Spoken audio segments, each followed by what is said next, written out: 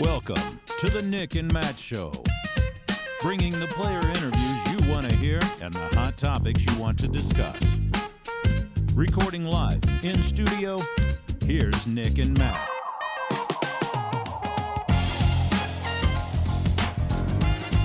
What is going on, everybody? Welcome to episode 139. I know we say it every week, but it's crazy that we're even at that number. Tonight's episode is presented by Cosmic Disc Golf. Check out CosmicDG.com for everything Cosmic related in disc golf. And then also on Marshall Street's website, they have some Cosmic gear as well. Matt's wearing the hat. I actually have my hat right over there. No, not tonight. Guys I have so many Cosmic hats. In fact, I was wearing Cosmic hats through the weekend.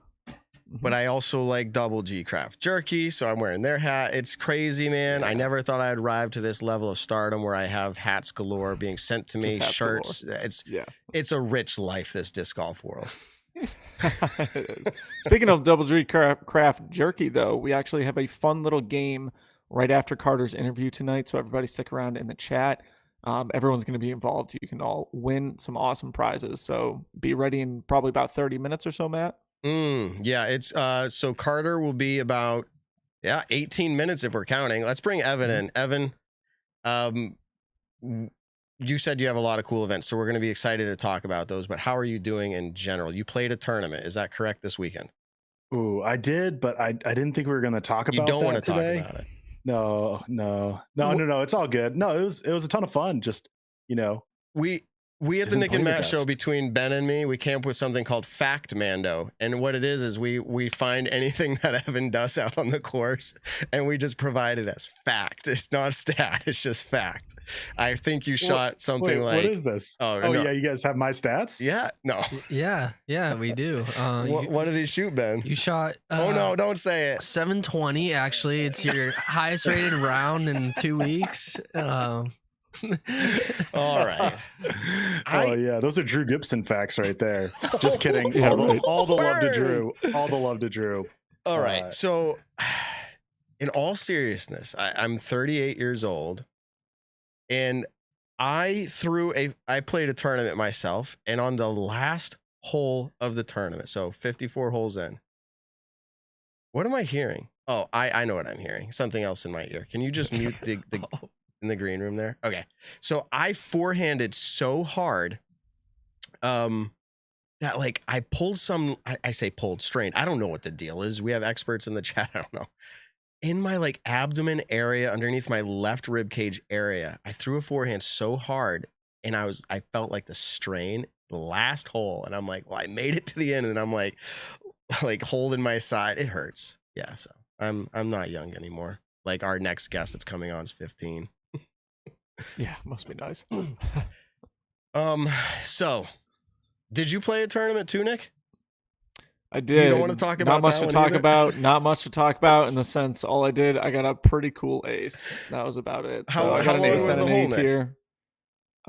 Probably 200 something feet. Okay. A little downhill. Par 3, just a little hyzer shot, skipped and reverse skipped into the basket. It was pretty sweet.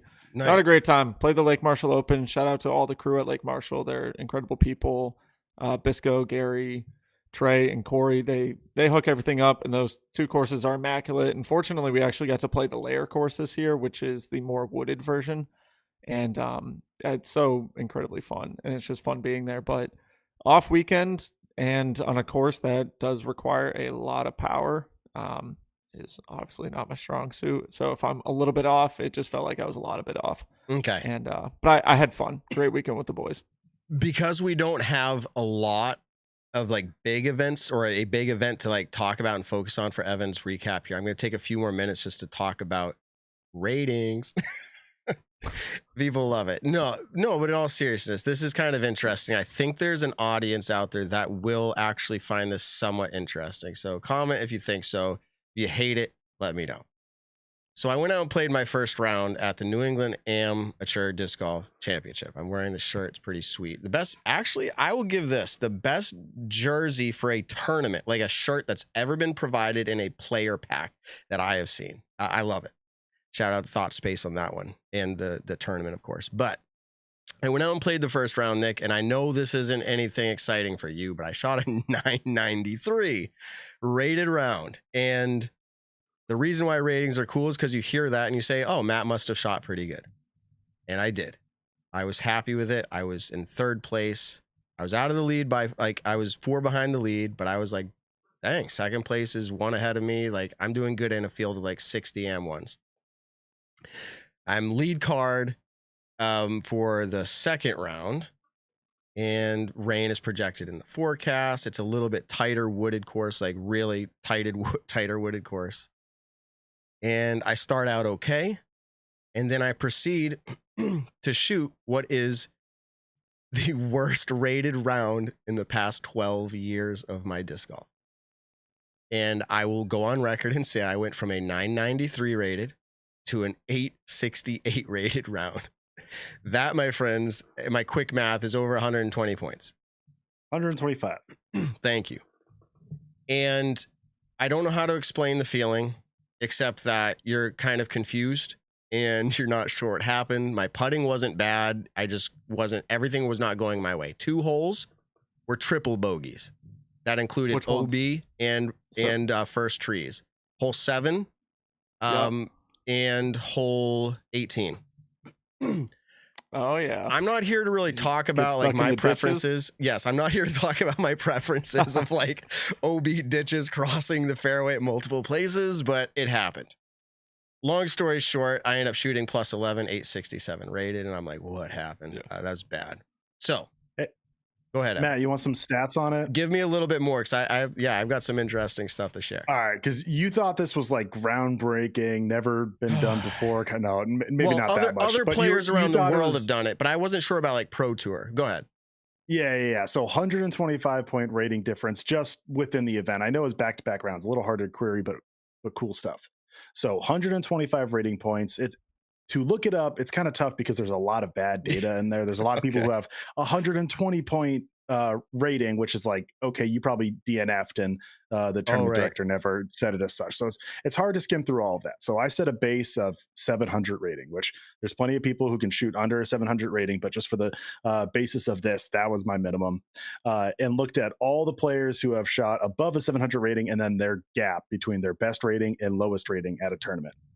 And 125 rating point difference is good for the 15th largest gap in MA1 at A tiers in New Hampshire history.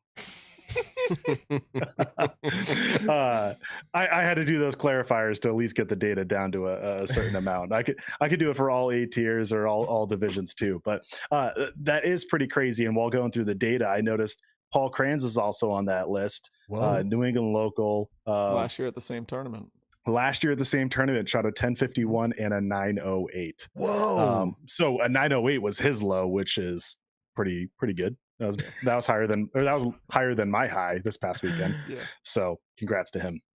Man, so thank you for doing that. It just confirms. It again. It felt bad. I don't know what to say about it beyond that. Anyway, so I drove home. My son was playing up there. My son on the ride home is like trying to talk to me about holes and stuff, and I'm like, I don't want to talk, bud. I just need to like process this slowly and in my head what happened. And long story short, my mechanics were off. Like, it was literally a mechanic thing, not a mental thing. Because the next round, I was like, man, I know exactly what was wrong. But it's hard to fix that mid round. And I think most disc golfers know that. You figured out what it is mid round, but you can't fix it. You're like, I can't fix it. So third round, I come out playing again and I shoot a 974, I think. So I'm like, oh yeah, I redeemed myself as an AM1 player. I reached out to Chuck Kennedy and I'm like, Chuck, explain to me what happens with this 868 or whatever it is rated round. And he starts throwing all this math at me. Shout out Chuck. And I'm like, Chuck, I'm not that smart. He goes, have one of your boys do it. I'm like, I don't know. So there's something called standard deviation. Some of you have already checked out when I said that, but I'm going to try to explain it in an interesting way for you. So a certain amount of ratings are used to figure out what your player rating is, and you can go to your profile and figure that out. It will tell you which rounds are being used for your rating. Take those rounds that it says are being used, and you can average them more or less to find out what your rating would be. But to figure out if a round is so bad that they don't want to use it, leave out your worst rated round in that grouping. Like, so I just did it this weekend. Leave it out. Include every other round. Figure out what your player rating would be. Now, there's something that I didn't know about, but it's in Excel, or I found a calculator on Google. You put all those rounds in and you say, what is my standard deviation? And it tells you a number. And more or less, that's the range from which your rounds usually, I'm going to use the word fluctuate. Your rounds fluctuate a certain amount. It gives you like, hey, here's how much you usually fluctuate. And he said, take that number, your standard deviation, and multiply it times 2.5. Because they're saying if you've done something that bad outside of 2.5 times what you normally fluctuate, it's some outlier and we're going to get rid of it. I punched it all in, I figured it out, and I looked and I said, that round was so bad. We've already confirmed it, but it's going to actually fall off and not affect my rating. So now that tells some of you that's also what you think ratings are bad for. You're like, dude, it's not even accurate. But so technically on the weekend, I averaged like 984 and I'm pretty proud. And Matt, you kind of alluded to it, but your ratings above 2.5 standard deviations still count. So if you have an outlier that's good, all fair game, it gets to count. You get the benefit of the doubt. If you have an outlier that's bad and that has dropped, okay, you're not actually, that Great. level. You're better than that. It doesn't count, which I'm not going to get into it, but I'm like, I kind of think that's how you have ratings inflation, is because this is all I'm going to say about it is this 30 seconds is I think there should be 2 ratings, one hidden, one shown. Ooh. The shown one, you can have drops. That's what we already see. You should have a hidden one that calculates it as in its truest form, especially for pros. Think Paul Macbeth. Why did his 2020 DDO bad round get dropped from his player rating? He was the highest rated player in the world at the time, above Ricky Wysocki. Even if you counted it, it was lower. But now when I'm then used as a propagator with this dropped round, my rating is now higher than I actually am. So if you had a hidden one that was used as your propagator rating, I think that would be good. It does get a little confusing. I understand it's bad. And I do want to shout out Will Rake, who's done a lot of work, who's helped out, with Statmando. He's really interested in that stuff and has shown a lot of cool stuff. So I get my info from him originally, but not throwing him under the bus if he's doing anything wrong, because we're still learning. So here's what I think about that, because you texted me that, and then I had these shower thoughts, right? Like, as in, like, I took a shower after my tournament, and I'm thinking about it, and I'm like, and I think this is probably something what Chuck would say, and I don't think I'm far off with his idea of thinking. It's not an accident, usually, to shoot really well. Like, it's not an accident to shoot 1,025, in my opinion. Like, you have to have the skill to do it. However, could I sprain a finger, or could I have a really bad day? My wife's going to divorce me. I mean, like, that is an accident to shoot a bad round. And I think they want to throw out outliers that are just like, what do they call them? Anomalies, right? Like, if I shot a 500 rated round, that would not demonstrate who I was as a disc golfer. But I don't think it's an accident to shoot really well. And I think that's why they include it. To your point, though, it seems like it'd be inflation. And some people would say include that 868 I shot in it. But does that really demonstrate who I am as a player, or was it an anomaly? And it's like, that is not who you are. So anyways, that's as much as we need to talk about ratings, but I thought it was interesting. That's the first time it's ever happened to me. And anyways, that was the tournament, and good event, good payout. I think AM2 got like $800 in funny money. Yeah. Crazy. What do you even do with that? You go to the store, you buy baskets, you buy bags, and you sell them and get cash. Facts. Yep. All right. Anyways, that's that. Give us the update. We got Carter AHRENS in about 5 minutes or so, but you can take it away. Oh Evan. boy, I got to fly through this, but I did want to say real quick, although I wasn't dying to talk about my round, I did run into a few Nick and Matt Show fans somewhere on my cards. The overall, both rounds were very pleasant and a ton of fun. So I'm not a sad Susan or whatever you call it, Debbie Downer on this. So getting through it, I'm going to go east to west in the globe because there's a lot of cool things around the world, and then I'll get into Beaver State Fling at the end.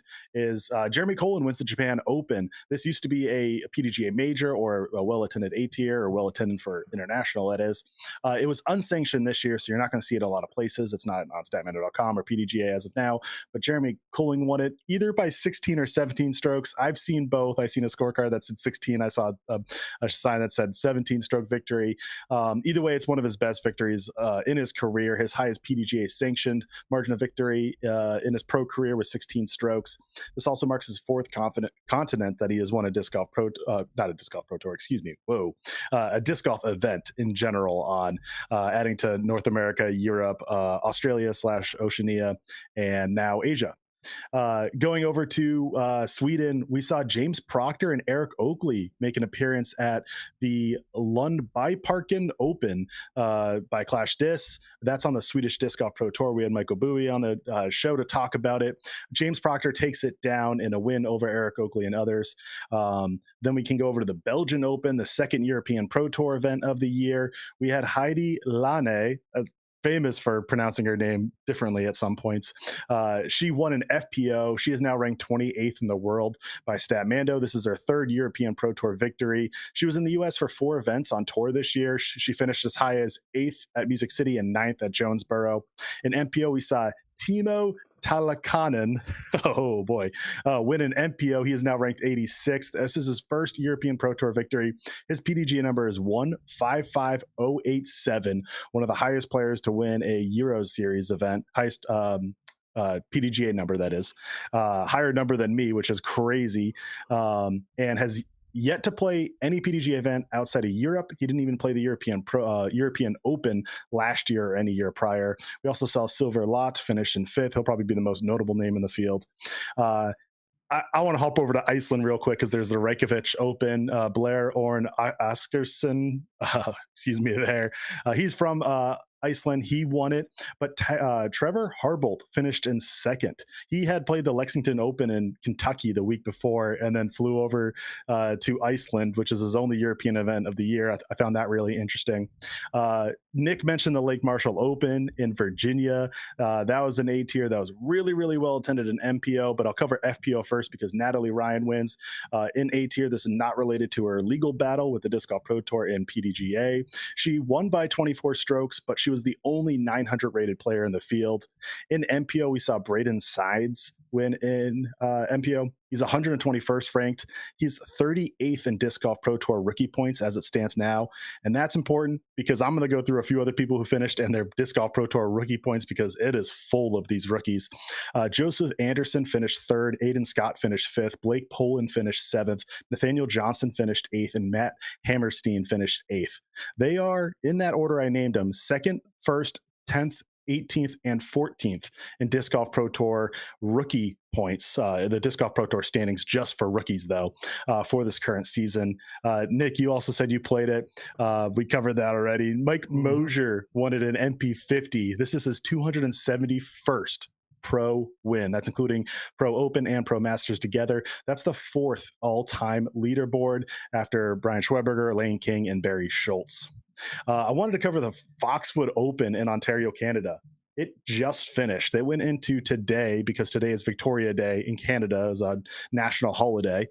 So oddly enough, went into Monday. Thomas Gilbert takes it down. He has yet to finish top 20 this season. His last time he finished top 20 on tour. Sorry, it hasn't finished top 20 on tour yet this season.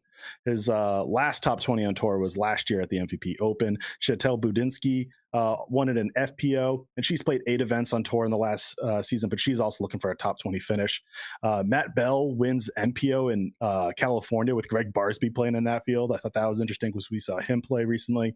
But that brings my speed round to the end because we have hit Beaver State Fling. Yes, Eagle Beaver McMahon State wins it by 3 strokes. Beaver State Fling historically has been a national tour event that then is now a Disc Golf Pro Tour silver event at the famous Milo McIver State Park. This year they made a new gold layout, which the course originally or normally is 27 holes. They would split it into an east and west, 2 sets of 18 holes for the Beaver State Fling. This year they shrunk it down to just a single 18-hole course called Milo Gold. Actually, it's gold layout. I don't know what the official name is. But Eagle McMahon wins it by 3. This is his 3rd Beaver State Fling win in his 3rd straight attempt. He's now won in 2023, 2019, and 2018. He took a few years off, so that's why it's his 3rd straight attempt. His first event on tour that he's won 3 times. He's won a few others 2 times, and it's his 14th career win for Majors Elite and Silver. Jen Allen wins. It's their first ever win on tour. In FPO, of course, she has multiple FP40 major titles. She aced hole 1 in the final round. If you haven't seen that video, go check it out. It is sick. Not many people win and also get an ace on tour. The most recent ones we have to look at is Macy Vela Diaz at the Lake Marshall Open during the wraparound events earlier this season. And then James Conrad is the other most recent one from MPO and FPO at 2021 Worlds. Notably for Jen Allen, it is 8,393 days from her first PDGA cashed event in the year 2000 until her first win on tour in FPO. That's the longest gap ever. And she is, you might think she's the first Masters eligible player to get a win on tour. She is not. She's at least the second. Sarah Hokum won last year while being eligible for FP40. There may have been others in the past. The data is not quite there for birthdays, so we can't for sure say, but it is likely that they're the only two. And I wanted to at least mention Carter Ahrens. We'll hear from him very shortly. 15-year-old bomber is what I call him. He finished 5th. His previous best finish on tour was 40th, and that was the last one he played at the Innova Open at Texas States. Wow. But that wraps up that very long, sped through recap. We had people in the chat like saying how awesome this was. So thank you for bringing the value to our show. I don't think you get that type of update any recap anywhere else. I was just scrolling through all the events and I'm like, man, I'm getting excited looking at all this stuff. It just was, there was a lot there. And even though Beaver State Fling was clearly the most well-attended event, it's the highest strength of field for the season in both MPO and FPO for Disc Golf Pro Tour Silvers. Excuse me, I should have led with that. So very well attended, but there was a lot of other cool ones where there's a lot of things coming from it. Before we bring in Carter, did you mention, or was I busy talking to Ben about something, but Wysocki was back? Who's back? Yes. Ricky Wysocki came back. I might have his finishing place if you finished in the top 10. I think it was 11th. 11th, you are right. He was 9 back from Eagle Man. Look at that. Don't quiz me with silver events. Quiz me. Oh, it still was a silver. I learned my lesson. It was a silver. That's what it should be. I learned my lesson. I said, this is important. I'm going to memorize the top 20 from here on out. Yeah. I mean, let me at least cover a few other of the top 10 from this weekend. Like Andrew Presnell gets his second place finish tied with Calvin Heimberg at second. That's only Presnell's second ever podium on tour, joining 2021 Green Mountain Challenge Championship. Excuse me. I always say challenge. GMC. I always forget what the C means. What the heck? Don't worry. The field of strength is something we like to say. Yeah, right. Calvin Heimberg gets yet another podium. Gannon Burr finishes 4th. I mean, they're both pretty used to finishing high up. Nicholas Antila gets a 5th place finish. Aaron Gossage keeping strong, even though he had a tough stretch at OTB Open, comes back here. We saw Nicola Castro on lead card. He ended up finishing 7th. And Chandler Fry, who hit, I think it was a 60-foot putt on hole 18 and had a bet with Ricky Wysocki that if he made it, Ricky Wysocki had to jump into the Clackamas River bordering the course, which is ice cold snow runoff. If Chandler Fry made the putt, and he did. So there's a video of Ricky doing it, which is pretty cool. In FPO, we saw Holland Hanley. It was really a 2-horse race between Jen Allen and Holland Hanley. She was 2 strokes back, which if you think about it, the ace that Jen Allen had on hole 1, if she just parred that, we would have been going to a playoff. So that ace was very well needed. Holland Hanley is now in solo 2nd in Disc Golf Pro Tour points and has a chance to take the number 1 spot in Disc Golf Pro Tour points while Krista Star is away this next weekend at a silver event. And then we saw Maria Oliva, Owen Scoggins, Rebecca Cox, Allie Smith, Kat Murch all get really good finishes here. All right. Thank you very much again for that. Nick Carl is still here, everybody. I am. It's been like that's 25 that's minutes. Evan's realm. He's got that. We're going to let you rant on stuff later, I'm sure, but we should, without further ado, bring in our first guest of the evening. We talked about him a little bit. Let's get to know Carter Ahrens, everybody. So let's welcome to the show, Carter Ahrens. And his microphone should be working. We gave it a little test. We're getting savvy here. How's it going, Carter? Good. How about you guys? Great. Not too bad. Hey, thanks for joining the show tonight. We heard your name a few times yesterday, and we said the people want to know more about Carter. Now, inside info, this is how many times have I interviewed you, Carter? I think this is the third now. This is the third Dang. time I have interviewed you, but not on the Nick and Matt show. Yeah. Yeah. On the Nick and Matt show. So, do you remember how old you were the first time I interviewed you? Oh, I don't. Mm-mm. I think it was probably 10 years old, maybe. Was that, I think 2018 would be about 5 years ago. I think that's when I first interviewed you with your brother. So you and your brother play disc golf. You've been playing for a while. That's why I interviewed you. What was the second time I interviewed you for? Do you remember what it was about? The 12 and under world record for distance. For distance. Now tell everybody, 12 and under. How far did you throw? 624 and 11 inches. He's got the inches, 11 baby. got the Let's go. inches too. Dang. There is a Legit then. video out there for that. If people want to go check it out, I think it's on YouTube. Is that correct? Yeah. Okay. So go check that out. Carter, 12 years old. Were you 12 years old when you did that? I think so. Yeah. Okay. So everybody, if that just shows you right now, you just want to give up disc golf, that's fair. I mean, I can throw half of that, I think. Maybe. No. And so now here we are. This is the third interview, and I'm going to mark it down in my journal tonight when I go to sleep. Third interview with Carter AHRENS. Shoots course record at Milo McIver, Beaver State Fling 2023. I think it was 12 down. Is that correct? Yep. Okay. 12 down. What was the previous record before that? I think it was 11. Okay. So Yeah. you got it fair and square, 12 down record. It's yours. Tell us about how long have you been playing disc golf? Obviously, I talked to you when you were 10, but how long have you been playing? Tell the people who you are, where you're from, and then what your plans are for disc golf. Okay, I've been playing for I think like about 8 years now, so it's been a while. And what was it? And my plans for disc golf is just to go on the pro tour and just try to play my best and just really play on the pro tour. That would be the best case scenario for disc golf. Wow, yeah. So Evan, I think pre-show you said this was not his rookie year. Last year you did some tour events, correct? Yeah, a little bit. When you say a little bit, was that like 2-3 events or less or more?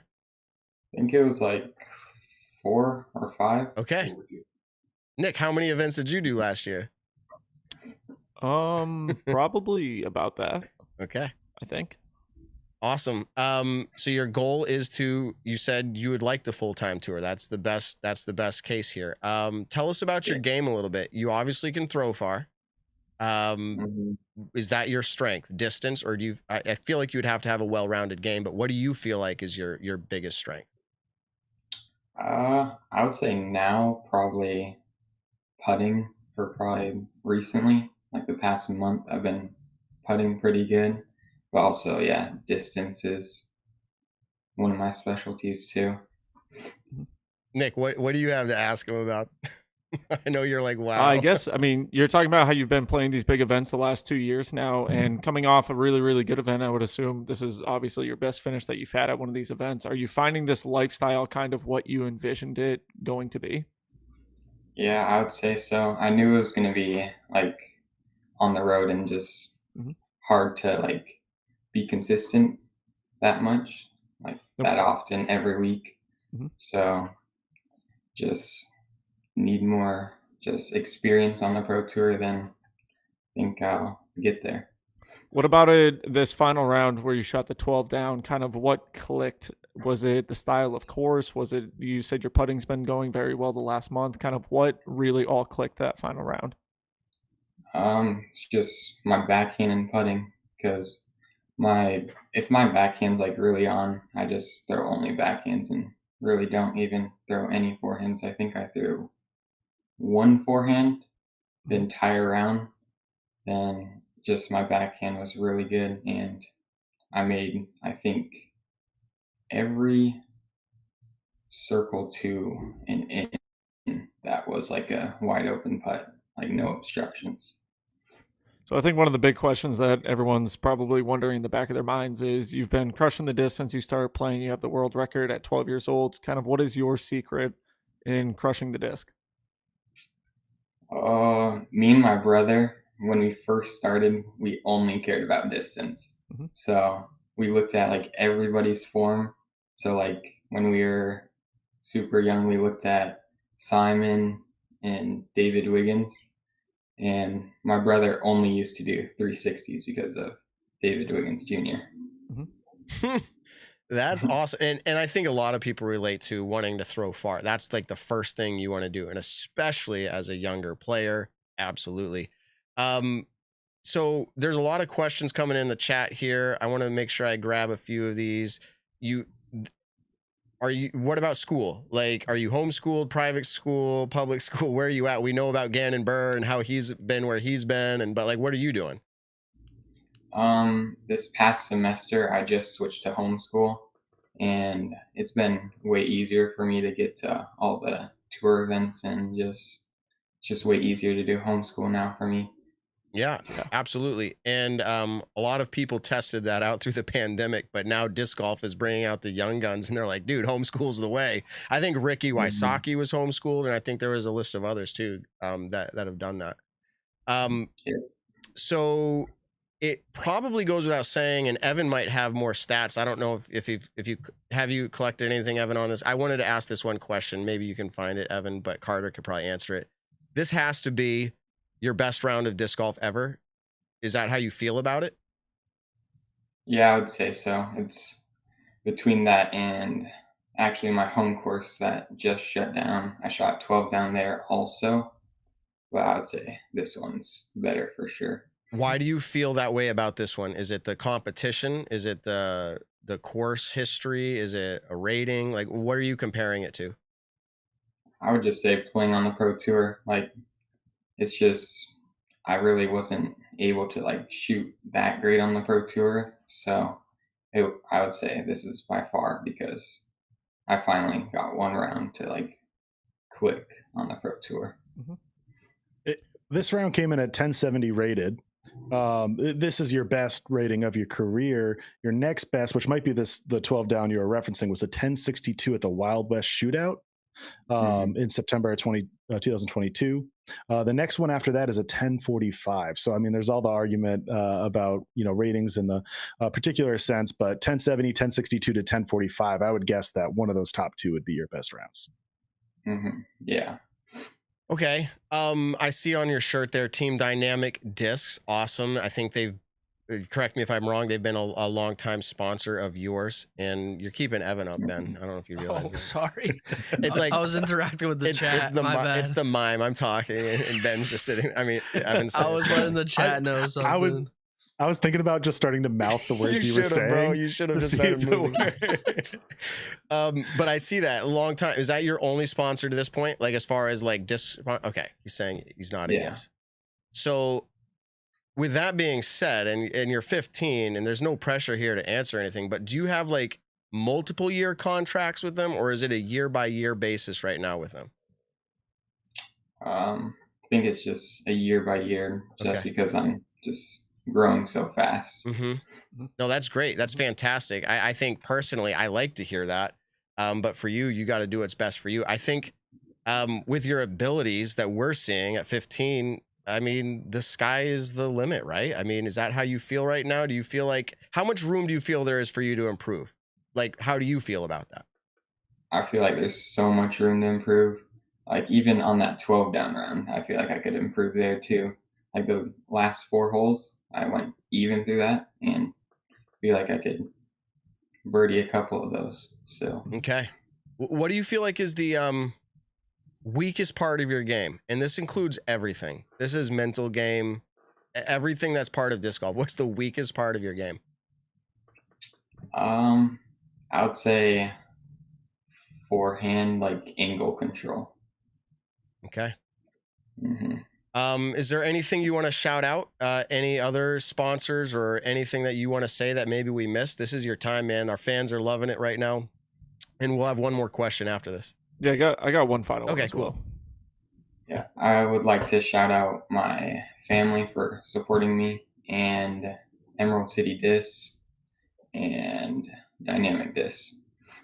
Awesome. Perfect. Give me your expectations kind of out on the road now. You're experiencing a whole new life, and especially at such a young age. Give me the expectations that you actually have for this coming year touring. I think just to play well, what I think playing well. So just like shoot what I think plays is good for me. Okay. And are you one of the kind of people where when you just shot this round, do you think you played well that round? I know you said you missed a couple towards the end, but realistically, you think you played pretty well? Yeah, I think I played pretty decent. Yeah, I think so too. I said I have one more, but let's go two more. We know we've kept you a little longer than we said, but do you feel like a shooting a round like this is inspiring to you, or do you feel like this is going to put an expectation of how you feel like you should do going forward? I feel like it's both. Like it's inspiring that I can do this, and I really just want to do this every time. Just put myself up there on the leaderboards, like every time, just to see that, or just to show people that I can really do it. Yeah, I mean, Nick, I do not, and I don't know if you do, Nick, have a course record that like all the touring pros have played. Like they've all played it. And you're like, yeah, I shot better than anybody who's ever played that course. Like, dream course for me to say that on would be like Maple Hill. I'd be like, yep, I just shoot better there than anybody. But are we going to see, like, are you playing enough events, and what are the chances that you make it into like the playoffs for the Pro Tour? Do you know? Have you thought through that?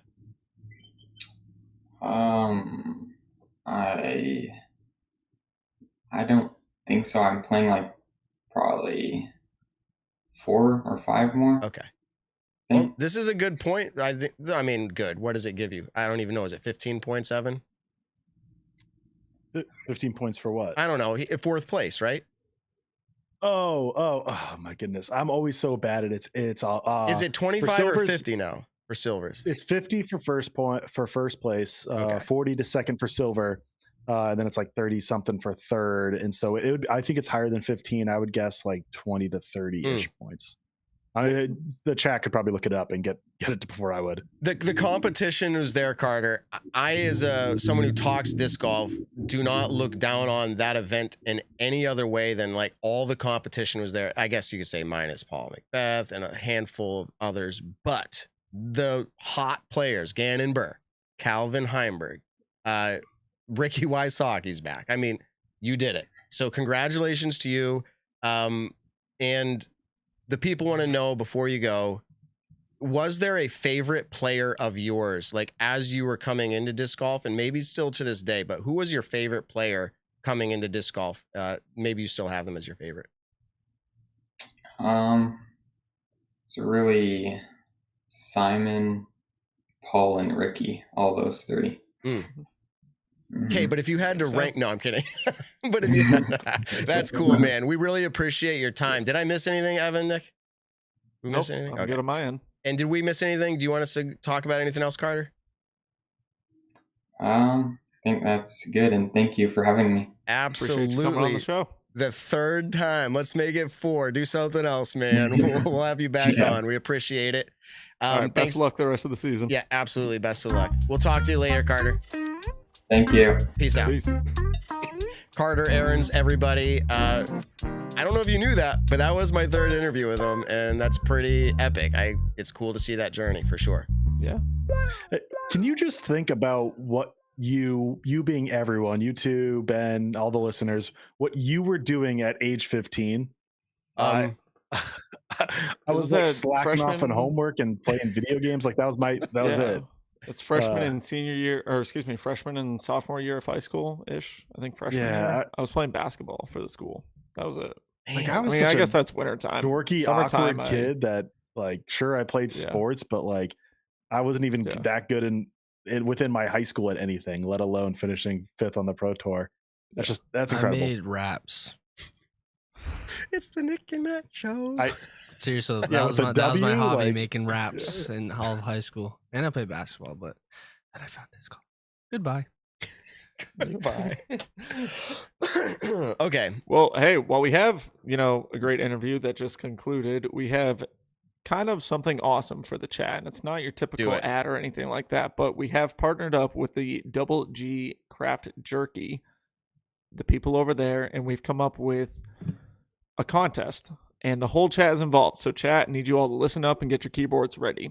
So one of the main people of the Double G Craft Jerky, you guessed it, is Double G himself. It's Garrett Girthy. Our friends over at Double G Craft Jerky want you to guess who his new shirt sponsor is, and then 2 of his other sponsors. And don't say Innova, because we all know he's Innova sponsored, but he has many other sponsors. Say 2 more plus his brand new shirt sponsor, and you get a chance to win 3 bags of jerky. So we're going to go through the chat, and we're obviously, this is a show long thing. So Yeah, people just whoever gets it comment first. and Ben, Ben busy. He's got to watch. No, Yeah. So here's the deal. You got to comment them in one comment because there's no yes, way comment to them in track. one comment. Say it is X, X, and X, or X, Y, and Z, and whoever gets it right will win some beef jerky. And then Right. also, for everyone else, if you do want to order more beef jerky, use code Nick and Matt on their website. You get 10% off your orders right now. So I know everyone always says beef jerky kind of pricey sometimes. Go ahead, use Nick and Matt. You get 10% off now. But like I said, that's so long, and we'll probably bring it up again later on we just already to got make a sure winner. people are. No. Yeah, cool. Documentary Trevor Murphy. That's it. Wait, let me see. No, he said Innova as well. Delete his comment. Why? Because now people I'm are going just to get it kidding. right. But he did say Innova. You can't say Innova. That is not. Obviously, that's a sponsor, but everyone knows that. Oh. Okay. I'm so lost. I mean, So now we're just sitting here quietly. I don't know. I was gonna say now. I don't know how he this is did the it. part. So- So, did I'll they win or explain no? it. I'll explain it one last time. Oh, And it's did anyone get it very there? simple.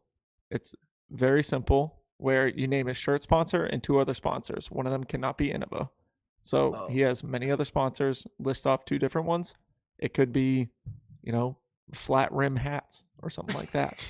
Just list off his other 2 sponsors, and you're gonna win some jerky. Okay. So you we're and, gonna get into our next topics though, and Ben's gonna oversee that. Okay. Hold on a second. I've got a lot going on right now, like big germs like in Japan texting me, and I'm trying to figure out what's going on while this is all happening, and the guest is here. So there's a lot of cool guesses coming in, and I think we're gonna let it run. You cut us off, Ben. We're gonna let it run. If somebody gets it right. I mean, someone already has it right. I just don't know if we give it to Documentary Trevor Who did you see or first? Another. Who did you see first, and who's on the list first? Well, after Documentary said Innova, David Ross Photos basically said Sun King, T-Box Socks, Cool with Apparel, which was also correct. Is that what you saw first? Those are 3 of them. Yes, but yes. The first one that's correct?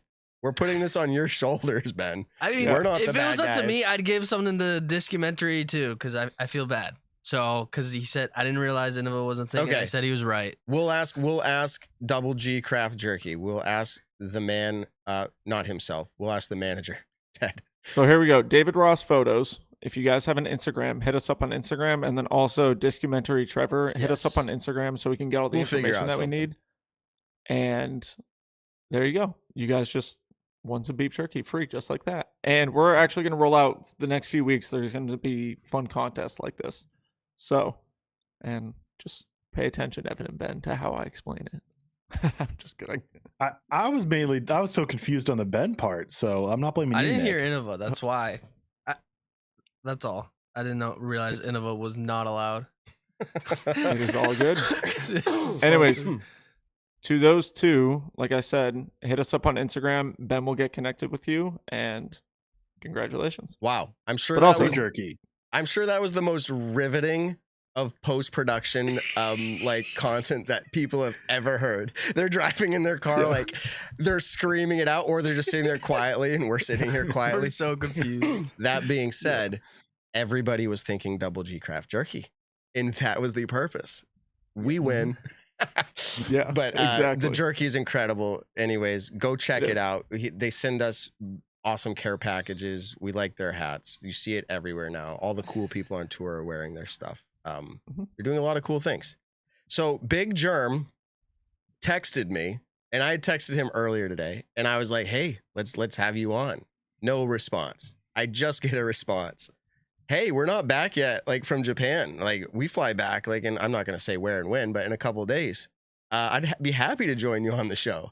And I'm like, let's do it now. He's like, OMG, not a chance. he goes, I'm about to go to breakfast, bro. It's like 8:30 here. It's like 8:30 in the morning over there right now. And I think like, it's 11 hours. It's like pretty much the same time as it is now, but slightly different. Yeah. But AM. Yeah, so I'm like, that made no sense, but I hope it did. You're gonna like have breakfast. Like, how about we just like have breakfast with you with your smartphone and you like eating cereal? That'd be cool. I don't know what he's gonna say. I said maybe an hour from now, just to do a quick chat before we hang up the show. But congrats to him. That's just so funny. He's like, OMG, not a chance. And he played really well over there, extremely. And he said he was focusing a lot more on throwing more backhands. I think I saw that in an Instagram post. So shout out to Big Germ, wicked cool dude. And to take that down against the highest rated player in the world, nonetheless, by a substantial margin, is pretty awesome.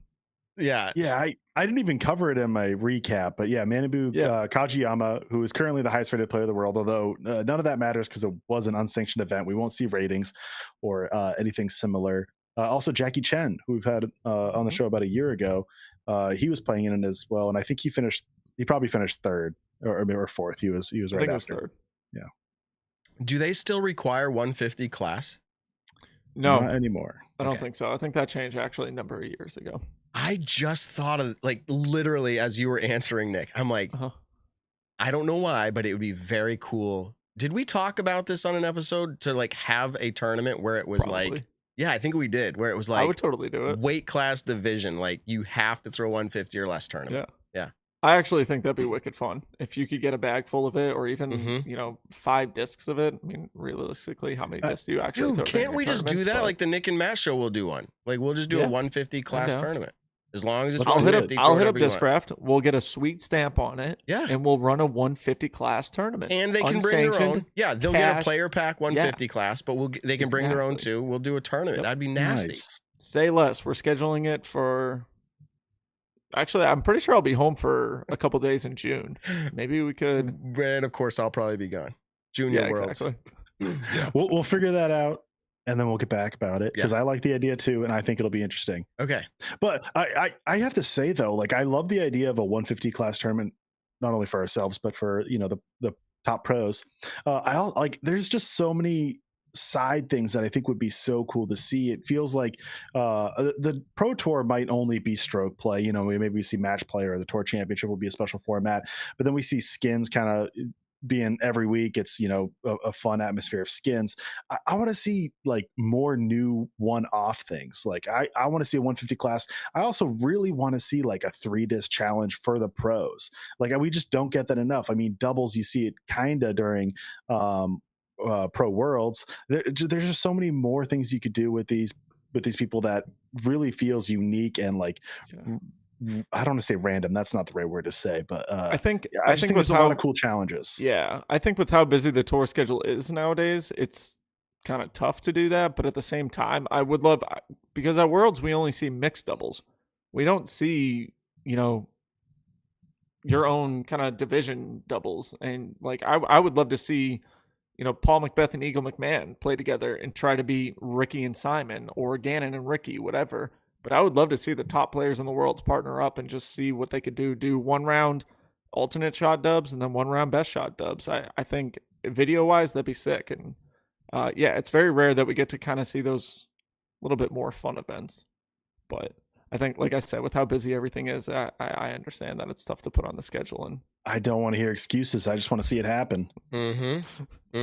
Give us ways to do it then, Evan. I am planning. Just do it. That's all it is. Yeah, not Pro Tour, but I am planning to do like I don't know if I want to call it a putting tournament, and I know it was like putting tournament, but like I have like 9 baskets at home and cool terrain and property. And I'm like, you could actually do a tournament with like 5 putting stations on each basket. And like you could host a pretty cool tournament, barbecue and everything. I'm trying to decide how to do that, invite only, all this kind of stuff. I mean, that's what they do for putting world championships. You have I think, I don't know, what is it, 25, 30, 35 or something like that. You have 3 stations at each basket. It's a 9-hole course, and you get X amount of points for which station you hit. But is it on like cool terrain in the woods, or is it like in a field? The one last year was really boring. It was just bad. Yeah. We're going to make it cool. Yeah, it all depends on where you go for it. I'm going to do like a post with a hula hoop on it, and you got to like go like different stations where you got to do certain shots. That'd be fun. Yeah, really cool. Okay. Swinging basket. Oh, fun fact, Statmando. I got 3rd place in the amateur putting world champion. Yeah, amateur putting world championships in 2011. 3rd place. And I think I missed a 20-foot putt to not get like 1st place. I was like sad. But that was the year with Ben Askren in the field, right? Yeah. Good stuff. Okay. So Big Germ hasn't responded ever since I was like, hey, how about like in an hour? He's like, yeah, I'm eating breakfast. Okay. So here's my question for you. Sorry, I'm clearing my throat. Allergies are a thing. All right. Which feels worse? I haven't done a question like this in a while, and it's probably going to be easy, but I'm curious in the chat, those driving around, those at work, think through this. Which feels worse? Like, not like, oh, I don't know, but like you're actually like the feeling is worse.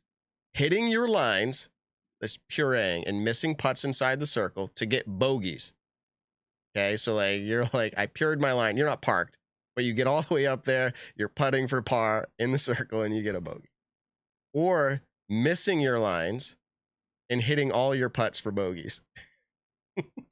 So you're hitting your putts is my point. Like every time you putt, you're hitting it, but it's still a bogey. Yeah. Either way, you're getting a bogey. Which way do you rather do it? Missing your putt or hitting your putt? I'd rather be hitting my putts because that's what I like to take pride in my disc golf game, is being a pretty decent putter. And so more often than not, I'm missing my lines. And so that's just kind of a given, and I'm used to that. But if I was bogeying, which I did this past weekend, because I was missing like a circle's edge putt or a circle 1 putt, yeah, that feeling sucks. That's ridiculous. I'm laughing because it's literally not the easiest part of any like it's not the easiest part of disc golf, but if you're missing a wide open 20-footer or 25-footer, whether it's uphill, downhill, you got to barely straddle around a tree. When you miss that that sucks. And that is demoralizing. And it's just, but if I'm, 350 feet away from a basket and I hit a tree because I missed my line, but I made the putt to save a bogey, then I don't know. Like I feel like missing putts and getting double bogeys, or missing putts and getting bogeys, whatever. That sucks. So the chat is cracking me up, and then I'll pass it to Evan. They said, it's so, let me think. Neither feels worse. They both feel normal at this point. That's good. Thank you, Zachary Lamb. What were you going to say, Evan? Yeah. I was going to agree with Nick. I think definitely missing your putts feels a lot worse than just missing your lines. I mean, at least for me, like I'm not a great putter, but me being just, your average amateur, we miss our lines all the time. That happens. And then, getting a good scramble for par or even a scramble for bogey can feel good and rewarding that you kind of did it. And it's like, yeah, that happens, but I made the best with it. Missing your putts, it's like everything was there and you really just didn't do it. Yeah, but no, I'm talking about for bogey still. Like you're still. Yeah. Well, let me give 2 stories. One in each round for this past weekend, but the first one, played Oak Ridge in Western Mass, the easiest hole in the course. It's like 233 feet, right hand hyzer's wide open. There's kind of trees in front and back, but like you should, like anyone in MA1 or above should park it. I'm in MA2 and I still feel like every single time I should park it. What happened? Yeah, I landed 12 feet away.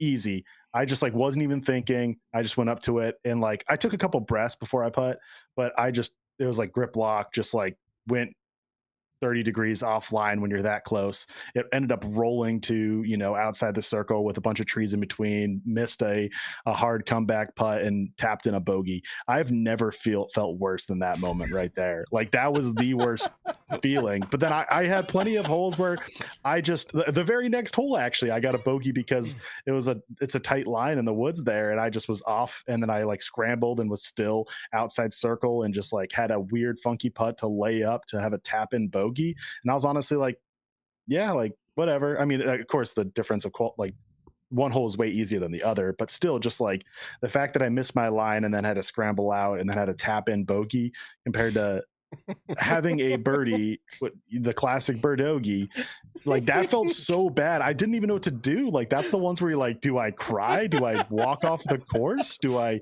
eat a snack? Like you don't know anything. Oh, that's the bad feeling. That's kind of the feeling I had after my 868 round. Like I didn't know what to do either. I was like, do I cry? What do you do? So I want to clarify one more time for the chat, because they're like, well, how badly did I miss the line? It doesn't matter, because you're missing the line bad enough, probably multiple times, because if it's a par 3 and you're putting for bogey, that means you took 2 shots. No, you took 3 shots to get to the putt. Just to even get there. putt. So that's what I'm talking about. Like you're struggling to get to the putting green. And when you do, you're hitting it for bogey.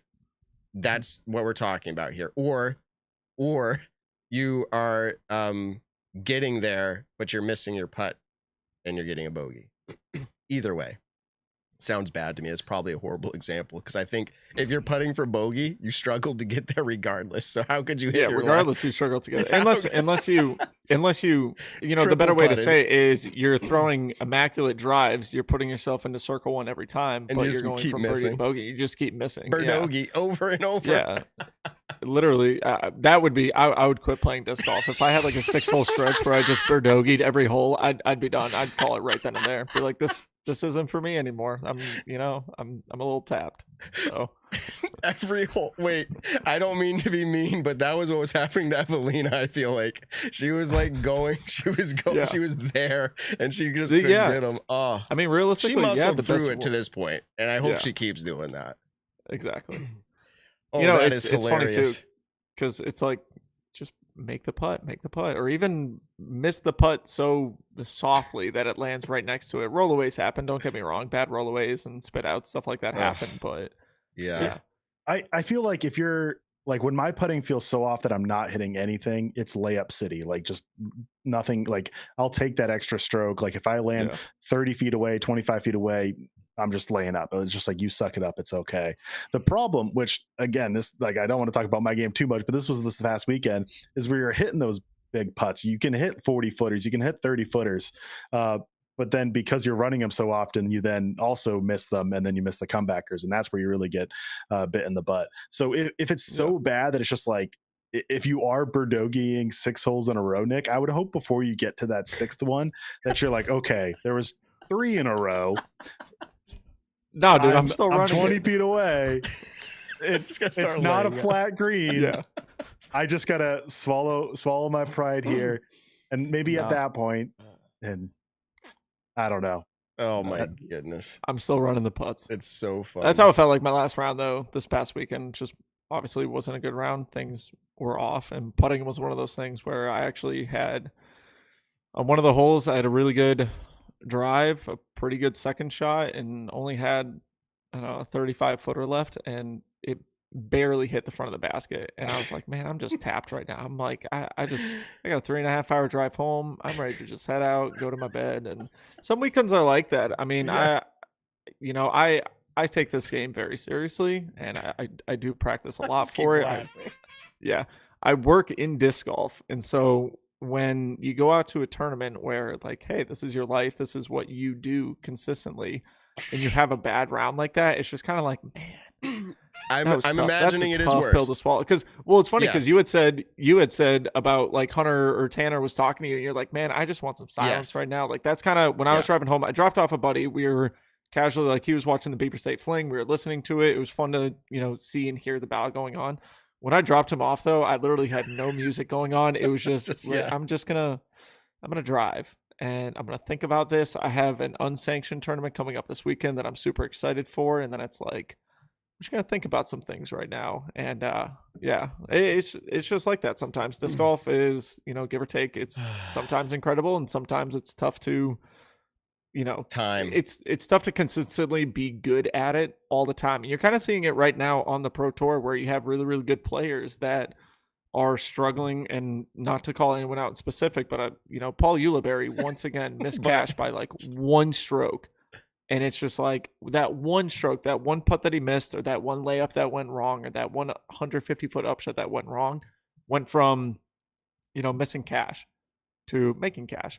And that's just the crazy part about disc golf. And especially the tournament that I just played, the Lake Marshall Open, dude, these 16 through 21-year-old kids are doing incredible things out in the course. It's very fun to watch. I watched a dude rip like a 600-foot Sexton Firebird shot, slightly downhill, but he just absolutely annihilated the disc. And I was like, that's cool.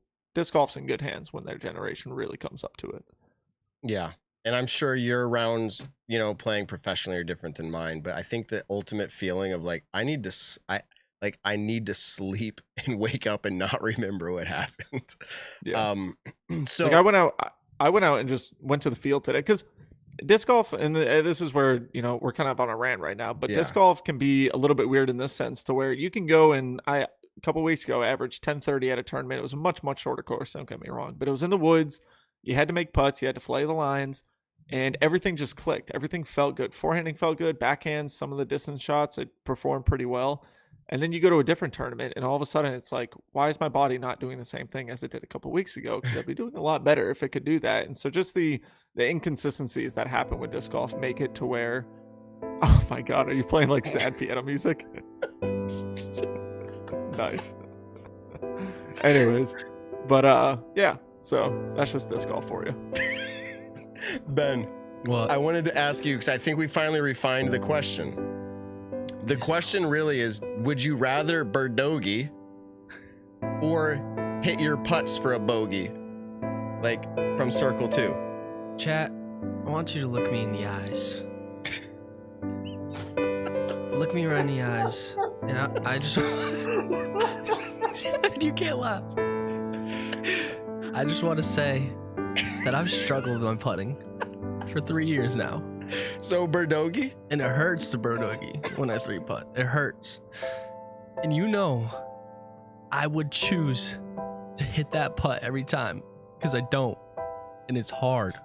So chat, I think I'm bogeying, but I'm hitting all my circle 1 putts. Because in real life, it's just not there.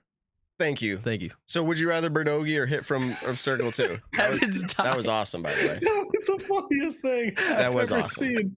It worked out. Hear Evan cracking up, and I couldn't keep it straight. Dude, the chat loves it. So I was just remembering that one round we filmed. It's on the YouTube channel. I know.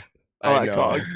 Yeah, Cogs. Whole It was pre-Christmas season because I did 16, like hole 2, Jingle Bells hole music. 3. It was a lot of holes, yeah, but it was specifically that one of the last one. Actually, my putting has gotten better, so I just got to keep practicing. Get good, as they say.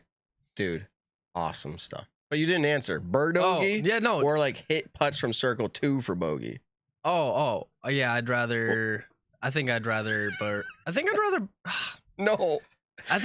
birdogey. No. I think I would. No. I mean, I'd rather. No. Mentally, that's Not way Hit more big crippling. putts for bogey then all you're wrong. day. Okay, yeah. You want to, dude, those big putts, at least it's like, dang, I just hit that big putt. It's like hard because sick. in These my are all head, going I'm in thinking today. like I can easily fix birdogeying. Like you guys are just like putting No, you can't. stationing as like I will birdogey Yes. no matter what. Yes. So I guess if the outcome is like the outcome, like no matter what, like I can't change it. Like Yeah. like someone's gonna slap my hand to make sure I miss the putt, even if it's a tap-in. Then yes, I go circle 2. But in my head, I can easily fix a birdogey. But I guess I would go circle 2 for bogey if that's like guaranteed every time and that's the outcome no matter what. It is the outcome. I also think the question's flawed if you're saying like an outside circle putt, because the longer the putt make, even for Ace. bogey, the Yeah. better it is. Like if I went island hole, if I went OB and then ace on a par 3, I guess that's a double bogey. That would be a sick feeling. Like I'd rather park it and get a birdie. I'd rather go OB once and then throw and get a single bogey. But making it in, it's like, okay, I got a 5, bad score, but that was so sick. And making a big putt is the same thing. Like, okay, that was bad, but I have one thing to lean on, which was, okay, that was a sick putt. But a tap in, like a little dunk drop for a bogey is worse than that. And then a birdogey is worse than that. If you kind of see my... I catch your drift. Flow chart. Okay, That's not the right word, but spectrum. We're picking up what you're putting down, Evan. Okay, we cool. got you. Okay, so Big Germ's out, which is totally cool. He's he's like Tokyo sightseeing, the whole thing. He's happy to join the Nick and Matt show sometime, but not like when he's still wearing his pajamas. Although we'll get him on for next week. Do you remember that time we did like 2 truths and a lie, and the last question he answered, he's like, "Am I wearing pants?" And I'm like, what are we supposed to answer with that? That was a fun episode. Okay. 2 truths and a lie that you've done. All right, and live show stuff still happening here. Jennifer Allen will be joining soon. Not quite yet, but right around the corner. So with that in mind, I want to talk about the reality fact that I have been using DG Max Wax consistently, mainly because there's a lot of reasons. It enhances my grip, gives me confidence to throw harder. And I have been throwing harder, believe it or not. And I've been saying that for 17 or 18 years now, but I am throwing harder now. And this Max Wax gives me that enhanced grip feeling that I want. They do have, and I have in my hand, the blue winter blend, which it's not winter anymore. But you know what? I kind of like it. I don't think it will hold up in the heat, but I like this a lot. They have their normal citradelic blend, the summer blend, if you will. And you can use our code Nick and Matt, no spaces, at checkout for 10% off. It also helps us out any purchases you do if you purchase using our code. But I've been using this a lot. Some reason we've been having rain rounds like every tournament I play. And this was my only saving grace. It literally come down to the last holes. Like nothing I did was working. And I was feverishly applying with the grips, the snap stick all over my fingers as hard as I could. And then I could rip. I was the only thing that got me through. So shout out to DG Max Wax. They're great. If you have a hard time with your hands getting extra sweaty or the humidity, or maybe you feel like you're someone who has super dry skin that doesn't have any grip, this is the product for you. So thank you, DG Max Wax. We really like your product. We know a lot of you in the chat also like it as well. So definitely go out and buy some Max Wax. Oh, I wanted to bring up a note while we wait for Jen to come in. Last week's game that I did with you, which was rate compared to, so like, hey, you said like, hey, Eagle, how did you expect him to do? How is he doing, right? And you would say like, oh, I give him a whatever, a B or a B minus, a B plus. If you remember last week's episode, here's what I'm saying. Someone in the chat was smart and I loved it. Just a reflection on it. Technically, we were rating ourselves. That is what was happening. It was how good did we do at projecting how they would do. And so if we said an F, that means we were an F with our projection. Very poorly. Yeah. So I just thought that was interesting. So that's really what that game was. I didn't intend to do that, but that's what it was. So, but it looks like, and I'm hoping it's all set here. We actually have in the green room already, and let's give it a go. Let's just bring her in, everybody. Jennifer Allen, welcome to the show. I'm hoping you can hear us, and but we'll bring you in. Okay, here we are. So Jennifer Allen, everybody, just took down the Beaver State Fling 2023 FPO champion. How are you doing, Jen? Oh, I knew it would happen. So this is becoming a thing on the Nick and Matt show. We're gonna have to figure this out, Ben, you and me. Yep. So we can't hear you. You can hear us. So here's what we're gonna do. Usually the fix is like, close out the browser, like actually close it all the way out, retap the link and come back in. It should probably work. I don't know why, but this is the case. Give it a try. Yeah, We'll we see. can read her lips. Yeah, I was going to say, she said, we'll see. Yeah, we can read clearly. I'm not sure what it is. It's certain devices. It's not everybody. It's not all the time. We'll figure out what it is, but it's good to see her. We're just going to have to wait to hear her. And by the way, Nick, why is your camera so HD tonight? Are you in a gym locker, by the way? I don't know. Yeah, everyone always thinks I'm in a gym locker. I don't know. Maybe for once my internet is not being insanely horrible? I don't know. No, but it's like super HD. Oh, I think we can hear. So welcome, Jen. Jen's We're back. happy Can we to hear have you? you. Good. Does it work? Yes. Yes, we can hear you now. Okay, I just don't see you guys, but that's okay. You don't see us? Is there a button that she can click to? No That's way. fine. It is fine if you're okay with it. You should be able to see us, but if you can't, you can hear us. We'll just do it this way. Yeah, I could while it go, but that's all right. So Alrighty. now we can Well, hear congratulations her, on but the she big can't win. see us. Yeah. Yeah, congratulations so on the much. big win. You probably ranked this as your best win of all time, right? Well, I mean, technically it's probably a lower than I've won 2 majors. But both of my majors were in masters divisions. So I won the age protected US women's last year, and then the year before that I won the Tim Zielinski US Masters, which is where I'm at practicing for right now. So Yeah. Nice. Well, I don't want to Whereabouts is discredit it? those Masters wins. Obviously, like those are big wins. But there's just something about having the field that you had. So where do you rank this? How do you feel about the win? It absolutely still feel like it was pretty magical, and it kind of stopped before I finished. So yeah, technically a major should be more, but yesterday that definitely felt like the greatest moment of my life. I mean, I guess having my children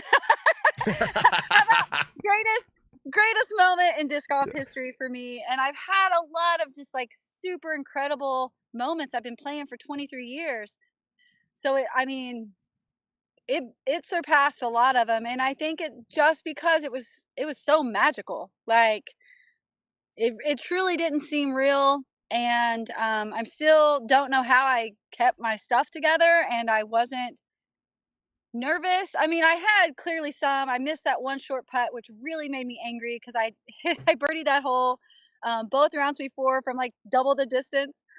So I still missed a couple of putts the last round, but I don't really think they were from nerves. I think more of like me trying hard, and that's kind of different.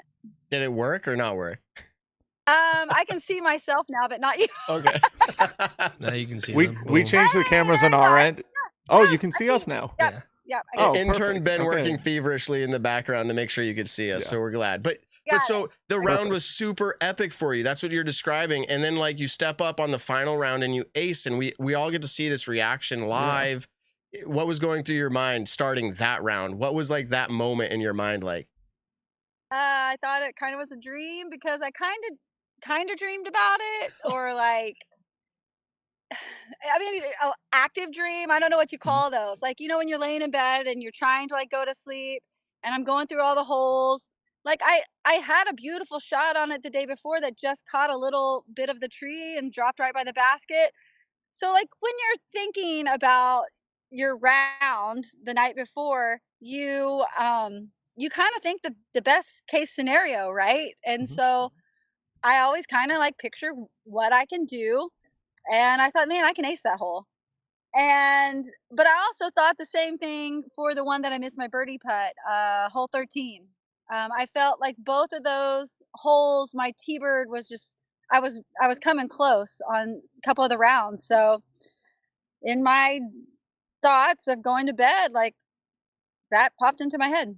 So Wow, to that is amazing. to step up and it actually happened though, like that doesn't happen. Yeah. Especially with the crowd of people there, you got the cameras on you and everything like that. And I guess kind of talk to us. A lot of people usually when they throw an ace, their next shot is usually pretty poor. Talk to us about how you calm down the nerves, especially at this Pro Tour event. That's what I'm so proud of myself for, because I didn't have any. And like I said, I'm sure I did, but I was just so focused on what I needed to do and what the next shot was. I was focusing just on the one shot, executing that, then moving forward to the next one. And I knew when I threw my upshot on hole 2 that it felt, I can always tell, you can tell when you putt, and oops, sorry, I don't know if you can hear that. You know, when you putt, you can tell that it's like clean and it's going in usually. I feel that with my upshots or drives. Like I know when I release it that I released it correctly and I hit the line I wanted to. And I turned to Jeff, my caddy, and I was like, that was good. Like, there's even a picture of me going like, because I thought I almost threw in my upshot coming into hole 2. And then after the round, I was told by the UDisc volunteer that it was inches. So I literally almost started neg 4 in 2 holes, Mm-hmm. which is crazy. Pretty wild. Yeah. So definitely my best probably follow-up holes, because I birdied the first 4.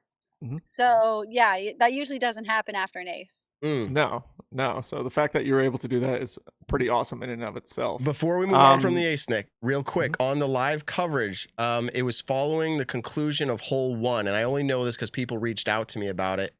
Zoe Andyke, during the live broadcast, which is what we're seeing. Obviously, you're not. You're out on the course. Yeah. But she brought up my son's ace. When he got an ace, he said 2-. And so seeing your score pop up for the round, you started out with -2. And so she's like, there was a kid at Maple 2-. And I just thought it was really cool. So not that that's so awesome. Yeah, I have nothing to do with your ace, but I just thought it was neat enough to share that with you. Yeah. No, that's super cool. What I also think is pretty darn cool is I've done that now twice. Wow. I stepped up to Winthrop. Oh, that's right. Hole 1 with my Tour Series rock, aced. So same thing, started the round neg 2, and then this time with my Tour Series T-Bird. Dang. Just saying, there's really 2 great discs. And was that's badass, actually. Someone actually in the chat asked earlier a question about that. They were wondering if Stat Mando had the answer, was how many people would do this in the final round on the hole 1. And was that final round for Winthrop? I think it was. No, I don't think so, because I was the first. I think it was maybe day 2, because I was the first ace by a female at Winthrop, and then Paige got 17, and I feel like that was the next day. Oh, okay. Okay. Either way, you've done it on 17. The downhiller. You've done it hole 1 in a tournament. That's incredible. That's something I've never done. Actually, who else did that, Evan? There's a stat on that. We don't need it right now, but I think it was Marky Chap did that at Music City Open. Music City a couple years ago. You do have that right. I'm pulling it up right now. Wow, to Stat see Mando. what we have for hole 1. It shouldn't be too long. Okay. Well, I know there were several of us who aced it. Like Proctor aced hole 1 at Winthrop, the same last year with me, and I want to think maybe even one other person aced it as well. I think there was 3 of us that aced 1 last year. But no 2-time hole 1 aces. We're gonna find that one out. That's so in the last 3 seasons, I have Sayananda aced hole number 1 at the Infinite course at Las Vegas Challenge. Yes, I was right there. Last year, Jen, you mentioned yours at Throw Pink. We had, and then Matt, you mentioned Mark Chapalonis's at Music City. We also had James Proctor, USDGC, which we just mentioned. That was it for 2022. In 2021, we had Kale LaVisca at Las Vegas Challenge on Infinite round 1, and Austin Hannum at USDGC round 1 as well. But it probably takes longer to do the query, but I think she's the only one. For hole number 1 through the last 3 seasons. Yeah, that's it. Wow. Dang. There you go. Cool stat. So, it is a cool stat. Add that to my list. And so I don't think too many people go ahead. No, I was gonna say I don't think too many people are ever going to beat that. So well, and with my disc, and I always tell Innova, I don't think we got another team member that loves their tour series and throws them as much as me. I truly, when I tell someone to get it, it's because it's my favorite disc. My T-Bird and my rock are money. And besides that, and a destroyer, and then you throw in, a Firebird or something else, I could survive with those discs. They're so good. You've convinced me. I'm going out to buy them. My kids are on the team, as you know, and so I'll just go through their allotment somehow. No, we want to support you. Exactly. Where should people buy to support you? Just at every pro shop, everywhere that sells them. Yeah, sure. I mean, or you just Innova Pro Shop. Yeah. You order directly on there, and they that money goes, not all of it, but I mean, proceeds go to. Yeah. We want all of it to go to you. Dang it. Me too. So Hey, maybe Innova, maybe we'll make a cool disc for this cool weekend. We like hope yesterday so. was pretty They should. magical. So They made fingers crossed. Garrett one last year. I would say you Yeah, should be that's getting one kinda this what I- year. That's Yep. kind of what I'm thinking. My Well, us first at the Nick and Matt show, we're on surfboard. your side. You can use us Good. and say, look, us and the millions of people watching live, we're all on your side. Absolutely. I mean, I'm gonna give them a day's break because they just landed from Japan. Yes. Yeah. So I did talk to them this morning, and they were like, "Oh my god!" But they just all got back. So we'll give them a day to think about it. Yeah. But Okay. hopefully, fingers crossed. So Big Germ's still out there. We were trying to get him on, and he's like, "Dude, I'm having breakfast in Tokyo." He's like, "I can't make it," but here you are. Probably won't come back. Yeah, he's Yeah, I know, probably right? So some people, I mean, people know you've been out in disc golf for a long time, but we've had such a large advancement in disc golf over the last couple of years. Just give people like, I don't want to say history. That's long and boring, but like, how long have you been playing disc golf for? And where do your plans for disc golf going forward from here? So I went to Am Worlds in '99 because it was in Kansas City, but I had been playing for about 6 months. So I started like around in January and February, and then went that summer to Am Worlds in Kansas City. And then after that, I went pro because there was just like a handful of women, and I would have to like drive state to state to find another woman to even play against. And so technically, I mean, I've been playing for 23 years professionally, but I never fully went on tour. I mean, people always thought I was, but I wasn't. I have a full-time healthcare career. I'm a physical therapist assistant, and I did outpatient rehab for like 15 years, and then switched over to home health care so I could have more flexibility to travel and play bigger events once the events started growing past Saturday, Sunday. And so I switched kind of what I was doing a little bit to have more time to play golf. And then I kind of got a little burnt out with COVID. It was a headache working in that kind of stress and environment. And so opportunity was there, sport was growing, that I just said, you know what, I'm going to back off from healthcare. And my kids were old enough at that time as well to, stay with my daughter, go with my parents. I kind of picked and choose like when I was gone, depending on who would stay with them. And yeah, just going to try this for a couple of years, and then I will go back to healthcare because it's also my other passion. I love them both pretty equally. Wow. Awesome. I feel like we haven't seen you out on the East Coast much, and there's a reason for that. Well, because the trees. That's what makes the game so fun. Yeah, it's always with the time change and the travel. It was always so hard to make it back to work on Monday. Mhm. So once I passed like Ledgestone was about as far as I could go to be able to get back to work on Monday. And that was most of the time even like working in Oklahoma, living in Oklahoma. And then when I moved to Arizona, it was even further. So it was just, it's mainly because the travel time back. So No, that makes total sense. Yeah. I mean, it's awesome. The chat's loving it right now. They're all rooting for you. Some are already going out and buying your disc right now, they said. So that's awesome. you're gonna love them. Not a Matt, mistake. Like, go you're ahead, gonna love Evan. it. Jen, you were dealing with I believe a shoulder injury last year, or whatever it was. How's it feeling this year? Are you 100% healthy? Is it good? So my Let us shoulder's know. fantastic. The shoulder was like a partial pec tear. Happened the very last throw. My approach on 17 at Worlds. And I kind of think after the fact, it took me a minute to figure it out that I probably caught COVID because there was like a group of people that ended up with COVID. I had no symptoms besides, you felt tired, but heck, we were at Worlds and in Kansas, it was hot as heck. Yeah. Yeah, and so I think, it was just a standstill Firebird shot. It wasn't that aggressive, but as soon as I released it, like I crumbled in tears. Like it was so painful. But the next weekend was Tim Zielinski. And then the weekend after that, I think was like MVP. Like there was just one after another. So I didn't want to miss any of those. But my hardest injury, which I still have a little bit of carryover from, was my back injury, which it'll be a 1 year next weekend.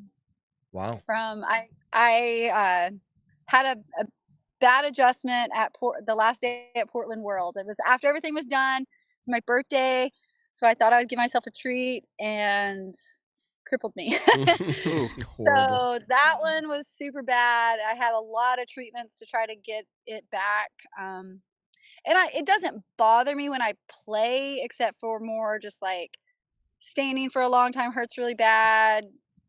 It's just more like riding in the car for a long time hurts really bad. Throwing usually isn't too bad. Like, it doesn't limit me. I would say like 85% on my back. So, but shoulder's great. Awesome. So So talk to us a little Yeah, go bit, ahead, Nick. you know, just really quick. A lot of people in the chat are saying you have a very unique style of throwing, especially with the backhand. Kind of how did you develop that, and then the power that comes with that as a world record holder for distance in the women's divisions and everything? Kind of how did that all develop in your game? So I started playing with a bunch of guys because that's all there was. And they just told me, like, the further you reach back, the further it'll fly. And so that was literally their first instruction to me. And for someone, who had never seen people play, this was a long time ago. You didn't see it. There was no YouTube videos. There was nothing like that. And so I just reached back as far as I could and threw it as hard as possible. And that's kind of what I got. Is that, and now let me ask, is that what you would teach people if they were to ask you for form lesson tips? Or let's say maybe not, yeah, I guess for power distance as well. Yeah, because it's true, it's physics. So, and I have a short lever arm, so I don't have long arms. I'm really tiny. And so the further I can get that back to slingshot it out, the higher the velocity is going to be. Gotcha. Yeah, it's an interesting thing. Like, and I have my second oldest, like, it's interesting. He does a lot of reaching back too, and he's small right now, but that's how he's discovered to get distance, and it's working. So it's an interesting thing, but you come out and people know you're going to be able to throw far. You come out and win. This is a great moment for you. I've been known to ask questions about flukes and everything else and these interviews. I don't want to put that pressure on you, but how do you feel like on the rest of these tour events? Does this inspire you for future events? Do you have expectations, or are you just back to how you feel, same old, don't worry about what just happened kind of mentality? Yeah, just still, that's what we all should do, is just, you have to know what your plan is for the hole and execute. And it's the same thing. I'm a player. I couldn't tell you what my score is. I could care less what the par is. I know what I am capable of.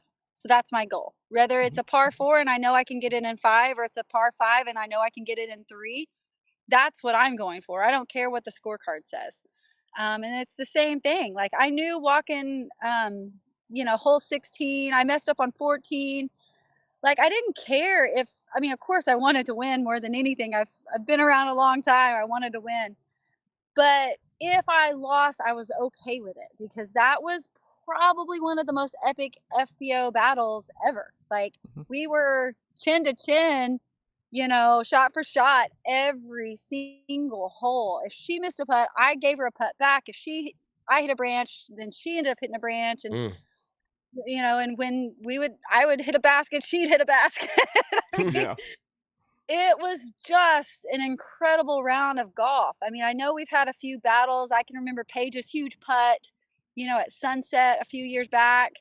I know it's came down close in some of those big tournaments, but that one just felt, like a heavyweight match. Like, it was an incredible battle. And so I wasn't going to be ashamed if I lost. Holland was making some incredible putts, and we were both just doing the absolute best we can. And I just happened to be able to hold on and finish on top. Yeah, you did. And I think your mentality's right. The people just like to hear how you answer it. And I think you answered it great. Okay. Yeah. So what events are you at now? We see a beautiful scenery behind you. Is that a lake and maybe some hills or mountains? Yeah, so I went 2 hours south to Eugene. We're practicing. I already got my first practice round in for the Tim Zielinski, the U.S. Masters this week. Starts on Thursday. Okay. Doesn't stop one week after another. And so, yeah, playing for a major this week, battling it against, the last year's champ, Own, who will always put up a strong battle. Doesn't matter. Hokum's here, Holly's here, Zoe's here. We have great field. It's not a deep field of women. I think we're at 10. I think we shrunk a little, but we have some incredible women here to play golf. And this course I just played there's a few holes. It's like, holy cow.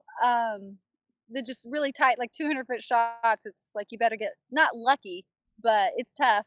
And the rest of the course is just gorgeous though. Like the property here is beautiful. And then tomorrow I'll check out, there's one on the ball golf course. It's a brand new course. Okay. So multiple courses for this tournament, all within a decent distance of each other?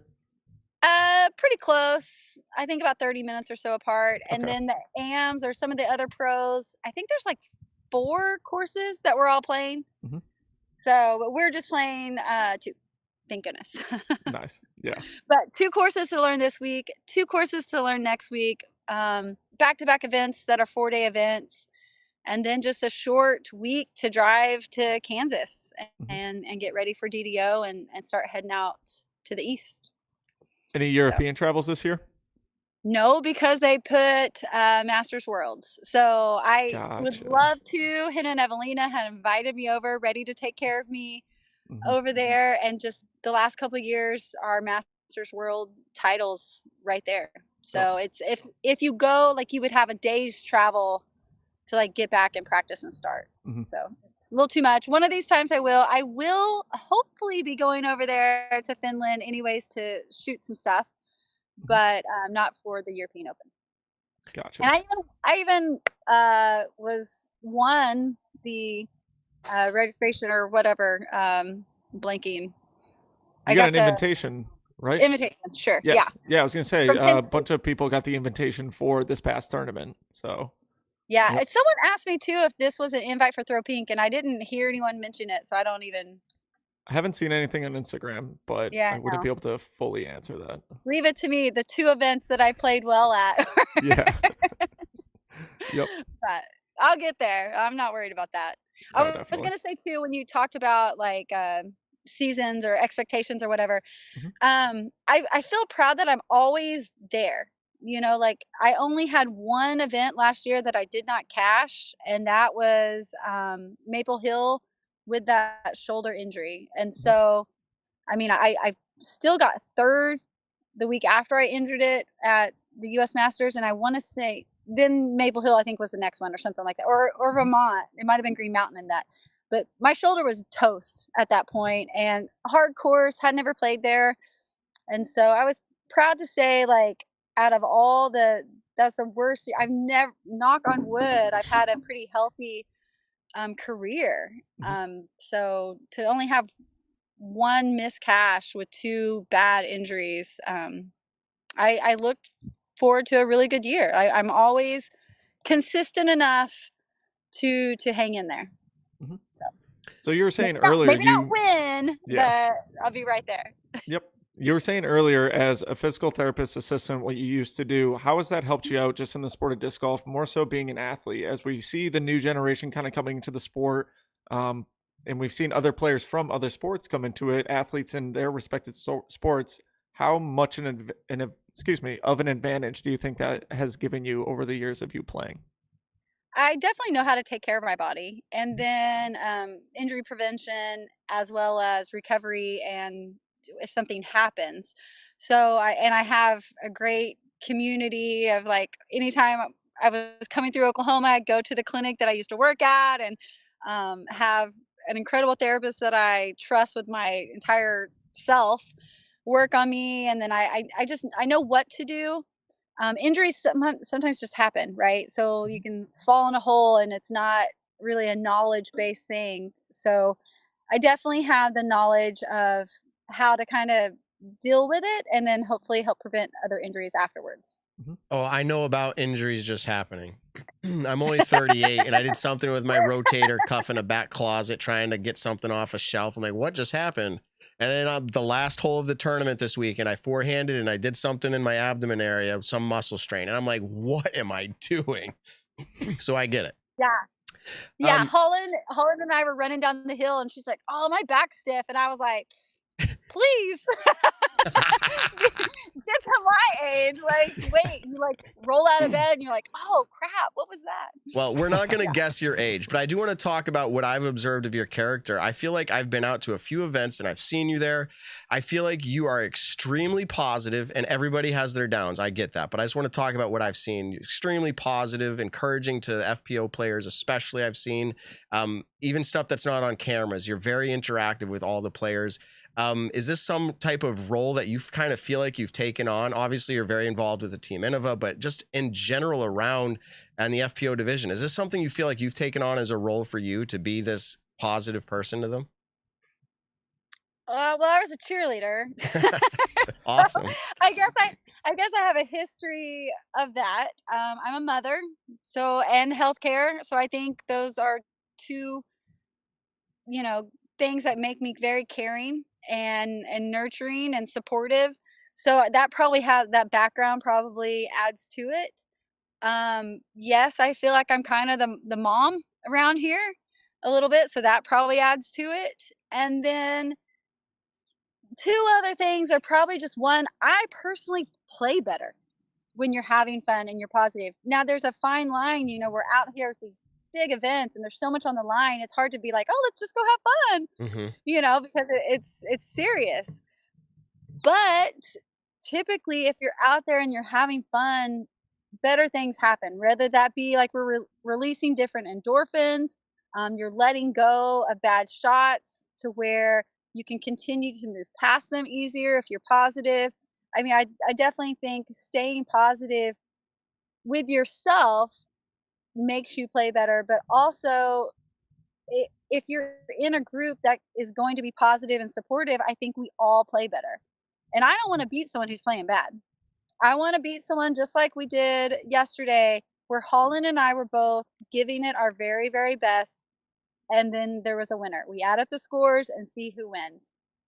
That's how I want to win. I don't want to win because someone played bad. Mm. So I'm going, when she hit that huge putt, which I was like, holy crap, on 17, I ran straight over there and told her, incredible putt, like, because it was. I'm not going to be like, oh, crap, and wishing against her. Mhm. That was incredible. That made it even better, right? And so I just think we all, and then you add in the world right now is like not the greatest place and there's a lot of negativity out there, and I just think we all need to get back to being better people. Treat people how you want to be treated, stay positive and be kind. I mean, it's just Do you, pretty simple. So it I'm is trying to simple, live by that. but in sports, don't you talk a little bit of smack? Didn't you go over to Holland and say, "Listen, keep that putting up, and it's going to make my win that much better"? No, that didn't come out of my mouth. Okay. Awesome. No, that's awesome. I'm glad you shared that. It was just from my perspective. I'm glad you were able to elaborate on that. We thank you very much for your time. Is there anything people can do besides buy those discs that you have to support you? Is there anything that you'd like people to know? Well, I was just gonna say I tried to last night read through every message out there, and I always try to respond to as many messages as possible. But reading through, so many of them noticed, that I was smiling and I was positive and I'm always encouraging, and that means a lot to me because that's is what I want, people to see me by. So thank you for everyone who did comment that and all the encouragement and love and support. It makes being away from my family, being away from my job, being away from my bed, Mhm. it makes it so much easier to know that people are out there caring.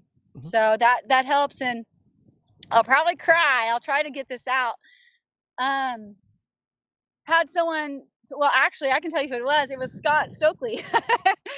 Messaged me and said, I know you want your mom there to celebrate this with you, but let everyone else fill that void because we're all happy for you. And that meant a lot, like a lot. And so I think when he texted me that right after I was done, I really tried to read all those and take it all in because it's true. Like, of course, I would want my mom to be here for this, but she was. Mhm. Like, yesterday was completely magical. Even Saturday was pretty magical. That was pretty incredible. It should have been a 12 down if I could have finished. But my mom was with me, and I 100%, JB and I weren't close by any means, but we've been teammates for a while, and we've played practice rounds together down at Vista. And I've known him for a very long time, even though we weren't close, but I could just feel and picture JB up there explaining every hole to my mom, telling her, that was where she wanted to land, and this is what happened. And whether they helped that disc just fly perfectly in at hole 1 or gave me definitely the peace and confidence to hit that last putt on 18 that I didn't have to. And my caddy told me, it's okay, lay it up. You can tap it in for the win. I just felt like I had to do that personal victory of, having the confidence to hit that putt, because it was a kind of dangerous putt. Felt like 18, 20 feet up to I'm pretty short. It was pretty elevated. And it could have spit out and rolled away. Cats did, and so just having the peace and the confidence to not be nervous and finish what I started. I think that was because they were there with me. So that made it a little more special. Absolutely. And we thank you so much for sharing that. That just means a lot to the fans, the show, that you're being vulnerable and open like that. And I think that's awesome what Scott told you. I think the disc golf community is special, and I'm glad you're able to feel that as well from everybody. Yeah, it completely is. That's why I'm here, for sure. And that's why, and that's really why I try to be encouraging and kind. Like, our community is incredible. Like, we're here because we love to play. It's getting more money, but that's, I can make more money working. Yep. So That's I funny. do it because it's true. I'm like, I make more money than all the disc golfers. I still play disc golf, but I work not. I don't know, Paige, Kona, there's some big contracts. No, true. I don't mean all of them. I don't mean all of them. Yeah. But that's just a recent thing. Yeah. So staying home and working was a lot easier. It's tough out here on the road. It's not easy, and grind all week, and sometimes you get a paycheck and sometimes you don't. We were talking about that just a little bit ago. Yeah. So you have to love this game, and if you can play this game with great people around you, we're winning for sure. Okay. Last question 100%. before you go. And it's just it's kind of a fun one. We were asking around before you came on about like which you would rather do if you had to do what they call a birdogey, right? So it's like, dude, I'm there. I'm there. If you had to have a birdogey, or you'd still get a bogey, but you hit a big circle 2-putt for that bogey, which would you rather? Hit that big circle 2 for sure. For sure. Thank you. Yeah. I think maybe some people might get mad when I cheer for their double birdie or double bogey putt or whatever. But when they hit a huge putt, it's still great. It doesn't matter if it's for a 2 or a 5. It went in. Like, that's a win. So I'm always cheering for that. So yeah, I'd have to say hitting a circle 2 for sure. We're all there. Intern Ben wasn't so sure at first, but he came around. I came around. Yeah. Hey, Intern Ben, I'm going to put you on the spot. Do you have any Jennifer Allen Tour Series discs? Nope, you don't. This is a first. Not yet. Story time. Wait, Not go yet. 4 up. Oh, sorry. We got to How do see I go Intern Ben. Okay. Okay. Story time. One of my buddies was in a tournament. I drove all the way up to New York. His name is Mikey. Hole 1 in a tournament. It was hole 1. It wasn't his first shot.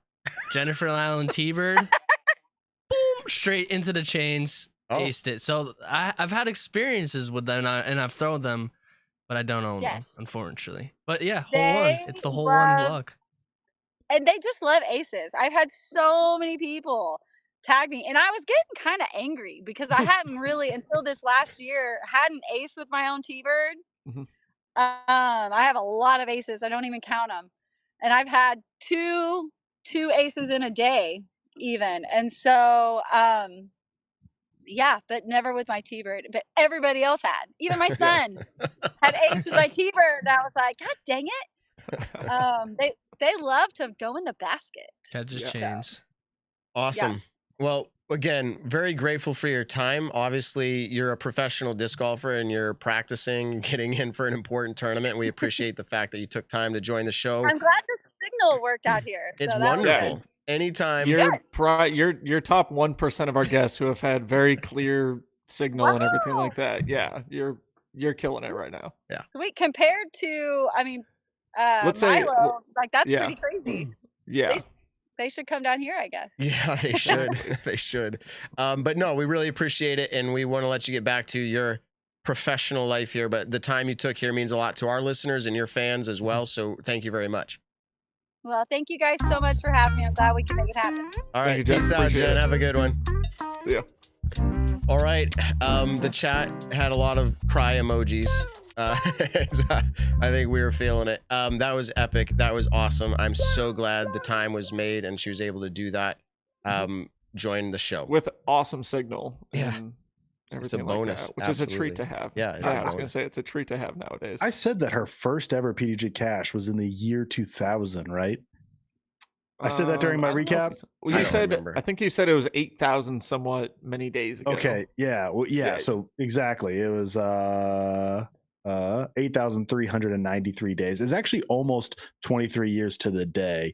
Let me pull it up. May 28th, which is wow. this coming So she weekend, beat it by a week. was her first cash in the year Yeah. 2000. Wow. Like I was born, like, but I wasn't very old. So it wasn't very I was I'm trying less to- than 1 year old.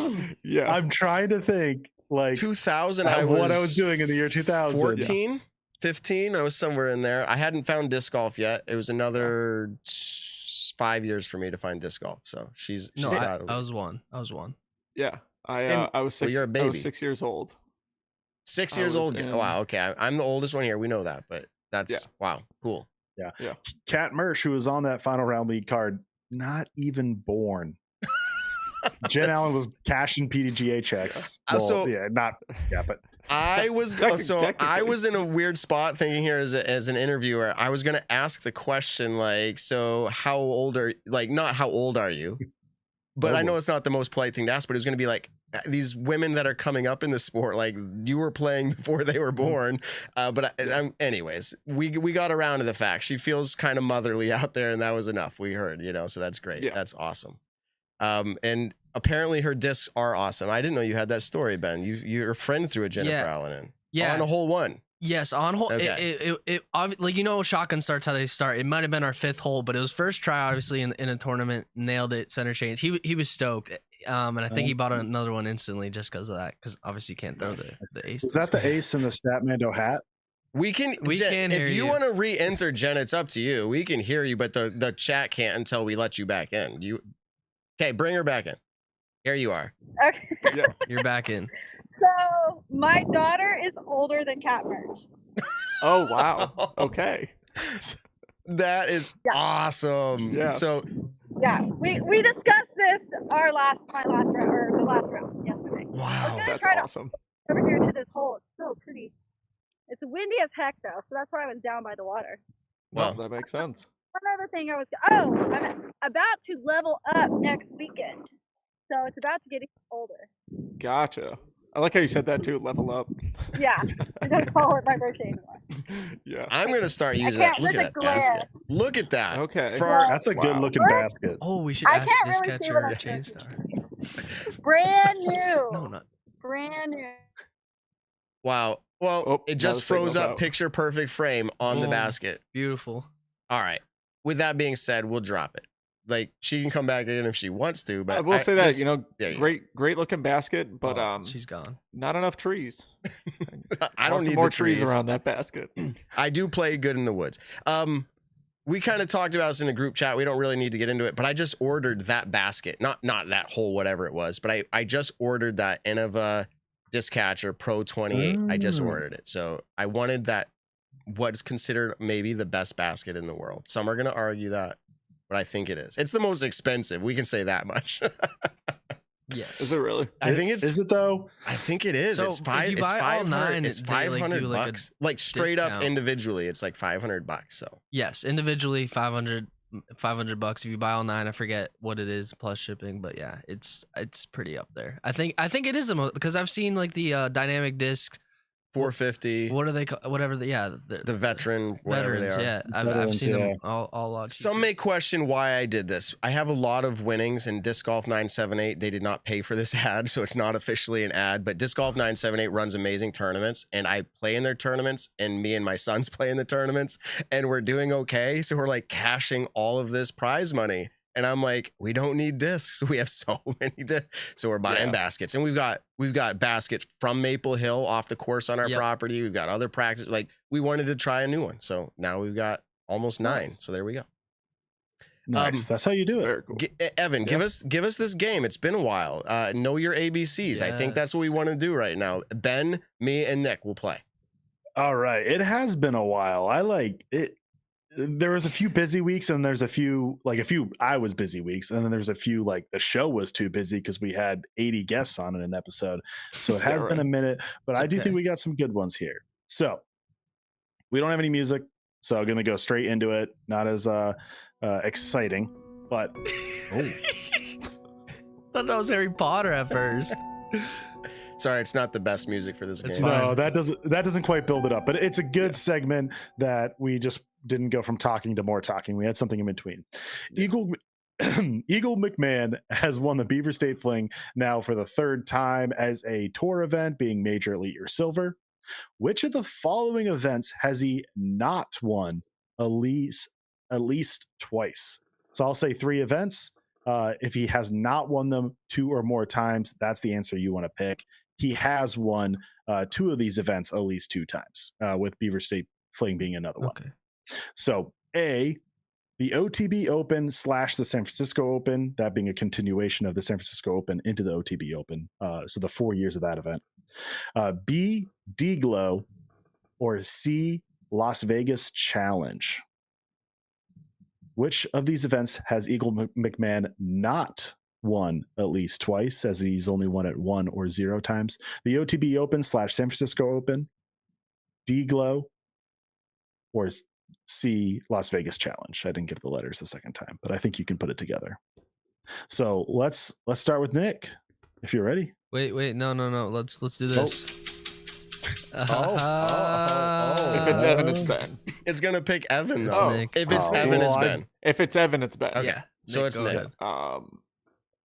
I will say, wow, all of them seem like the correct. Well, 2 of them seem like the correct answer, but I'll go with OTB. All right, okay, I'll go. This is that he has not won twice. Okay, D-Glow. Yeah, so B. Yeah, you're picking the event he's only won once or 0 times. B. I'm also going B, D-Glow. It doesn't sound familiar to me. I don't know why. It's a tournament in Michigan. No, I know what D-Glow, him winning it. It doesn't sound familiar. All right, It's a tournament. getting into the answer. The correct answer. Well, let's knock out the ones that he has won Las Vegas Challenge twice. Yes, So it's not that that was one. obvious. He won in 2021 and 2018. He did win both D-Glow and OTB in 2021. Ooh. So he has at least 1 win at each of those events. But the event that he has not won twice, this is the correct answer, is A, OTB Open / San Francisco Open. 2021 was the only year he had won that. He won D-Glow in 2020 and 2021. In OTB Open / San Francisco Open, when it was San Francisco Open, he was 2nd in 2018 and 3rd in 2019. So a lot of very good finishes, but only came out with a victory once when it was the OTB Open in Stockton in 2021. Dang. So I was Point way that off. point, baby. Way off. All right, get not way off. You had just one of the ones that were close. I mean, he won in 2020 and 2021. That's pretty embarrassing that I didn't realize Yeah, that. well, we both Whatever. I started playing in 2021. So I Move get a break. along. You humiliated me last week, Ben, in your game, so I'll just keep it up. All right. Well, we were just talking about it, but Jen Allen first cashed on May 28th in the year 2000, 8,393 days before winning her first FPO event on tour, being a Major, Elite, or Silver.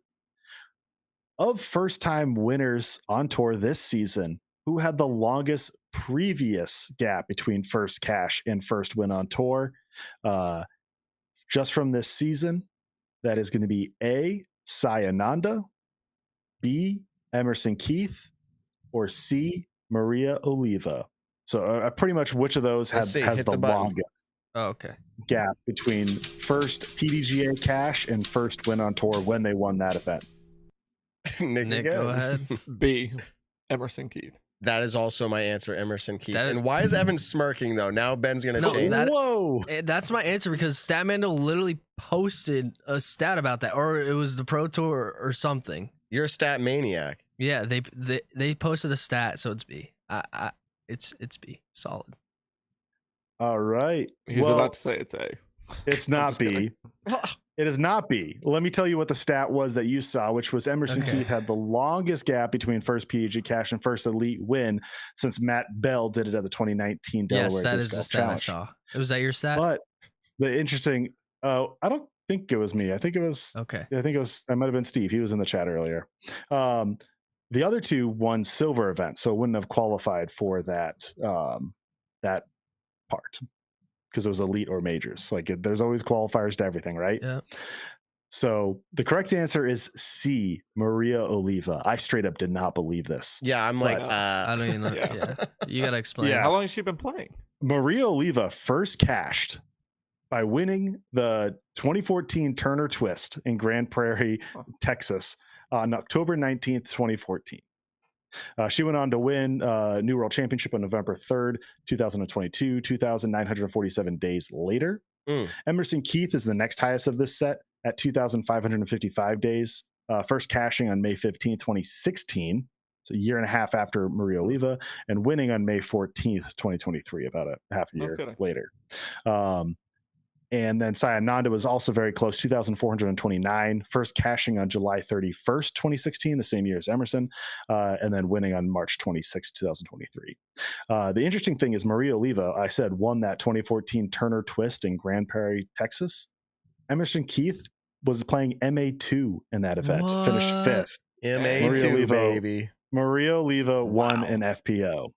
Dang, so he escalated quickly in the ranks. Yeah, I mean, 2016 to wasn't he second at Worlds in 2019 or something? Like that's 3 years. No, he didn't finish in second, but he finished in leading third. for a while. Well, though, 2016. I know it's 7 years, but like he's been playing MPO for how many years now? Yeah, that's crazy. Yeah, so it was his third or fourth year because 2016, 17, 18, 19. So it was his fourth year playing MPO. Yeah, I mean that is pretty quick, but also we've seen quicker too. So, or maybe not seen quicker, but also ones that were fast. By the way, interjection. Jen Allen said, "Sorry, my phone died," and then she said she had a blast. So I was like, "No, we loved it." So there you go. All right, third and final, or do we have another? No, yeah, third and finals coming up. I'm still shocked about that Maria Oliva one. That's wild.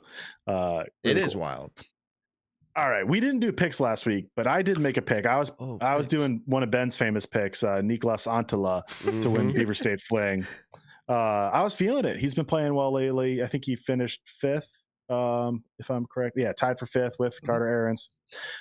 So I got a little question about him. After Finland, what was the next country that Niklas Antila won a PDGA event in MPO? So he won in Finland first in MPO. What was the next country that he got a PDGA victory in MPO? Oh, sorry, you didn't give us a list. No, I didn't give you the list. I'm playing like trivia game here. Good job. I'll go backwards to front. So we got C, Czech Republic, B, Estonia, or A, Sweden. I'm probably wrong, but it's on the list. So I'll start. Czech Republic, A, or C. Yeah, C. Yeah, I'm sorry. I was saying it just to get you first. I'm gonna go Sweden. Because that's what I was thinking. I'll go whatever B was. Oh, A, B, or C? B was Estonia. We got one of each. Give it a go. Someone won. Yeah, and Nick, you're leading 1-0. So if it's A or C, Matt or Ben will tie you. If it's B, you'll be winning 2-0. Correct Give me answer a win this week. I need one. Is C, Czech Republic. Nicely Good job, done, Matt. I'm so proud, bro. That was a good. Because I didn't even hear for once, redemption. I'm telling you, man, last week's games were horrible. I don't think this is going to be the question, but Matt, can you name the event that he won in Czech Republic? This is where I need to do a phone run upstairs, ask Hunter. Hunter, scream. What is the answer? I don't know. I do not know. Konopiste. That would have been my guess, but I don't know it. That would have been a guess. That's the only tournament that I know that's out there. That literally would have been a shot in the dark for me. Yeah, it was not Konopiste. Okay. Nope. It was actually an XA tier, which might give it away. It was the European Disc Golf Championship. Okay. Which I believe is an XA purely because of who they allow in, because I would assume it's Europeans only. I believe they play by the same rules, but if they don't, somebody please correct me. There might be another reason why it's an XA tier. So to be honest, I'm proud of my answer there and getting it without hearing A, B, or C, but I'll throw myself under the bus. Like, it was a guess. I mean, it was an educated guess, but I didn't know the event, obviously. It was just like, I'm going to say Czech Republic. Yeah. Yeah, let's do this as the bonus question. I'm going to name let's go top 10 highest rated players from this event. And I want you guys to pick a player who you thought finished the best, besides Nicolas Antila, of course, at this 2021 European Disc Golf Championship. And whoever guesses the player who finished the highest wins between Matt and Nick. Hold on. So at the European Disc Golf Championship in 2021, Nicolas Antila took it down. Yes. It was his first win outside of Finland. Mm-hmm. I'm going to name the top 10 highest rated players from this tournament. Okay. And you're going to pick who you think finished the best out of those 9 players, because Nicolas is one of them. Okay. And so Matt and Nick, you guys will do this. Ben, you can do it as third for fun. So to name the top 10, which let me just count. The chat. I got to look at the chat. Someone just told me. Yeah. Did they tell you what the answer was? Oh my goodness. All right. The chat from the next after. Don't look at the chat. I'm sorry. I was just reading the chat. They obviously were answering before I was ready to. Yeah. And it happened. That's okay. Harry Chase is Harry Chase, everybody in the chat. He holds it down sometimes for us, all the time for us. Okay. And he did just say it's a guess, but I did say that it's true. So we're going to exclude Nicolas and Linus from this. So you're going to pick who finished. Okay. Next best. I'm not looking at the chat. And if I am, it'd just be a random. Yeah. All right. So we got Marvin Tetzel, 1050 rated. Then we got Nicolas and Linus back to back at 1034 and 1033. We got Simon Lizotte at 1032, Vino Makala at 1030, Tony Farrow at 1029, Albert Tom at 1021, Lucas Rokkinen at 1019, and Blair Oren Askerson at 1017. And I think that's 9. So 10 is Seppo Payu at 1016. Okay. We both think of an answer. The highest out of those people. Yeah. Just think of an answer. Don't change it. We'll both answer excluding Nicolas and Linus. So I'll go through quickly. Marvin Tetzel, Simon Lizotte, Vino Makala, Tony Farrow, Albert Tom, Lucas Rokkinen, Blair Oren Askerson, and Seppo Payu. I've got mine picked. You got yours picked? Okay. Mine is Makala. All right. Rokkinen. Who was closest? And Ben, you want to pick one for fun? Tom. Oh, Tom. Oh my goodness. What do you think I was saying? Albert. I think you're saying I felt like saying it weird.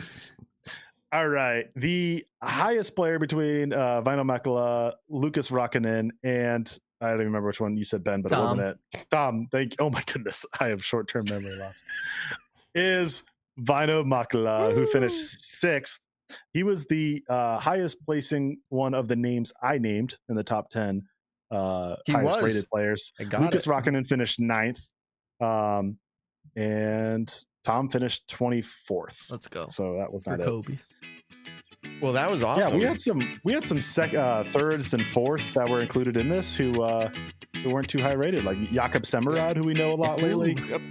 Juna Heinonen. Oh man. Yeah. Well, that was an awesome segment. We haven't had it in a while, and I think this music is a better outro I love than the music now. than Is what this we the outro started to the with. show, or is this the outro No, to this the was game? the outro to the game. This was awesome. The Know Your ABCs presented by Statmando. Dude, Statmando is massive now. We're getting ready to close out the show, but like I'm at a tournament and I'm wearing a shirt that I think it was Disc Golf Swag. They sponsored our show or an episode or an ad, and I was wearing what they had sent me, and it had on it the word Mando, and it had little like Christmas trees, and it had like golf disc or whatever, and it's just like patterned all over it. And everybody that has ever seen me wear that shirt goes, "Oh, Stat Mando shirt? That's sweet." Every time. And I'm like, no, not Stat Mando. So maybe you should do that. Maybe you guys should have a shirt made through Discura that has these little Mando words on it, and it'd be awesome. But yeah, We'll hey, do it. bars and trees. That's what I always say. Or actually, bars and single tree. Single tree, half tree. Half tree. Yeah, not even a single tree. Honestly, great. Whoever you guys have a great logo for thinking of it as your first iteration. Like I applaud you. Very smart logo. Hey, I appreciate that, and I'm a huge fan of it myself. And you know what I love about it is the 3 original founders, myself, Hans, and Dion, each had a part in it. And like, I think Dion might have had the first idea, but it was like 2 bars and a full, it was 2 bars and a full tree. I then cut it in half, and then Hans then added the 3rd bar. I cut the tree in half. Are you guys the 3 bars? Like, are you the short bar, and then Dion's just the tall bar? I'm just kidding, because you're not short, because you're taller than me. Huh? Yeah. I was going to say taller than Dion. Dion's pretty tall though. He's like, I think he's 6'2" and I'm 6'3", and then Hans is no slouch. He's like 6 foot or 6'1". Dion has coined that we're the tallest disc golf startup. So that's funny. I mean we're a pretty tall crew. Yeah. okay. Yeah.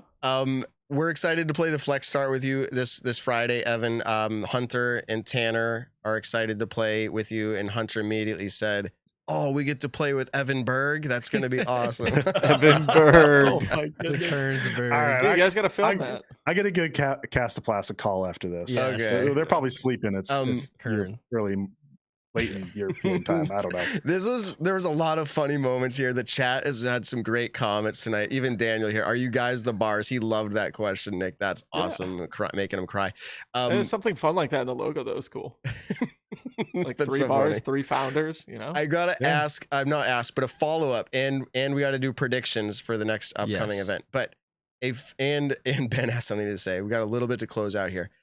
I have a question for you on not the rating system, but we had you pick how I would shoot at the event, right? This last weekend. And I think Ben said your rating. Nick said 965. Evan said 955. No. Ben said like 920. No, he said my rating. Yeah. I said 951, and I think I'm right. Well, so here's my question. Because they're dropping his rating that didn't round, count. Yeah. This is what. So he averaged way better. Yeah. So take the 3 rounds and put them together. And your event rating is like actually what happened. Your 944 is my actual event rating. So I think the hard part is, if you said 950, did you say 950, Evan?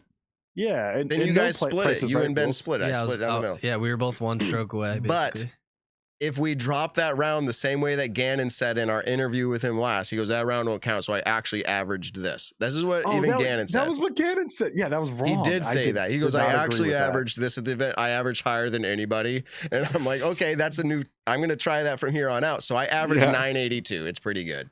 Good job, man. And then I would have won because I said you were going to shoot above your rating. Exactly. So you won, Nick. No. I had high hopes. Thank you. Dude, I shot 2. So the 993, I'm not that great of a player, but that's my 3rd highest rating.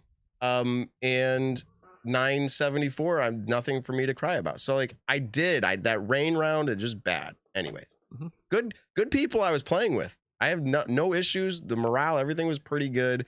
Mentally, I was struggling. All right. And then finally the picks. Actually, rip them through quick. Actually, hold on. Ben wants to give a shout out. He's traveling somewhere. Yes. Intern Ben. Real quick shout out. So if any of you have watched my personal YouTube channel, I've been doing these challenges. Like Nick and Evan were part of it. Make the island, win $20 at Maple Hill Hole 8. Recently, I just did Ace Maple Hill Hole 17, win $200. I'm actually flying down to Asheville, North Carolina, in collaboration with another round. We are gonna do an Ace challenge on my channel. If you get an Ace, first one Ace gets $500. It's this Thursday from 5 to 7 at another round, Asheville. So if you were a Nick and Matt fan in that area, come on down. And Raz intern Ben. And be in the video and hopefully win $500. Oh, 4.5 from you, right? Yeah, Nick's like, Yeah, Nick, come on. the Ace Master. It's Thursday, 5 to 7. I have a tournament. Yeah, it's I 4.5 hours. But can you win No more way. off of That was ball a- throw? Yeah, 4 Okay, hours, 35 stop. minutes. Stop. That was a guess. That was like That's a random very blind guess. impressive. Wow. Everyone's Whoa. gonna get good guesses. But Wow, yeah, if you live in profits. North Carolina, Oh, You come have, on to be down. you have to be a prophet to be on this show. The hole is short. It's a short aceable hole. It's just like hole 17 reds. Maybe it's like less than 200 feet. I don't really know. It's worth a plane ticket, everyone. It's worth a plane ticket. Yeah, I'm spending a lot of money to go down there and do this. So please show up and I'm doing this for the entertainment and for y'all. And it's What a cool guy. to give out money. Yeah. I guess. You know about Asheville? What? Every time I say it, I'm saying Nashville wrong, but like they're probably used to that. But I feel like I'm like when I say Asheville, I'm like I mess something up. But their minor league baseball team, I don't know what level they actually play at. It might be single A or something like that. Asheville Taurus, awesome logo. It's just like a baseball. with Yeah, I've sunglasses. seen that. Yeah, I'm like, yeah, that's cool. Well, So that's all I got. I've seen that logo. Good logo. I agree. okay. So, Portland silver Open event. is next, right? Yes. Well, there's a silver event. Yeah, This weekend? we can pick silver events, but no, you want to do Portland?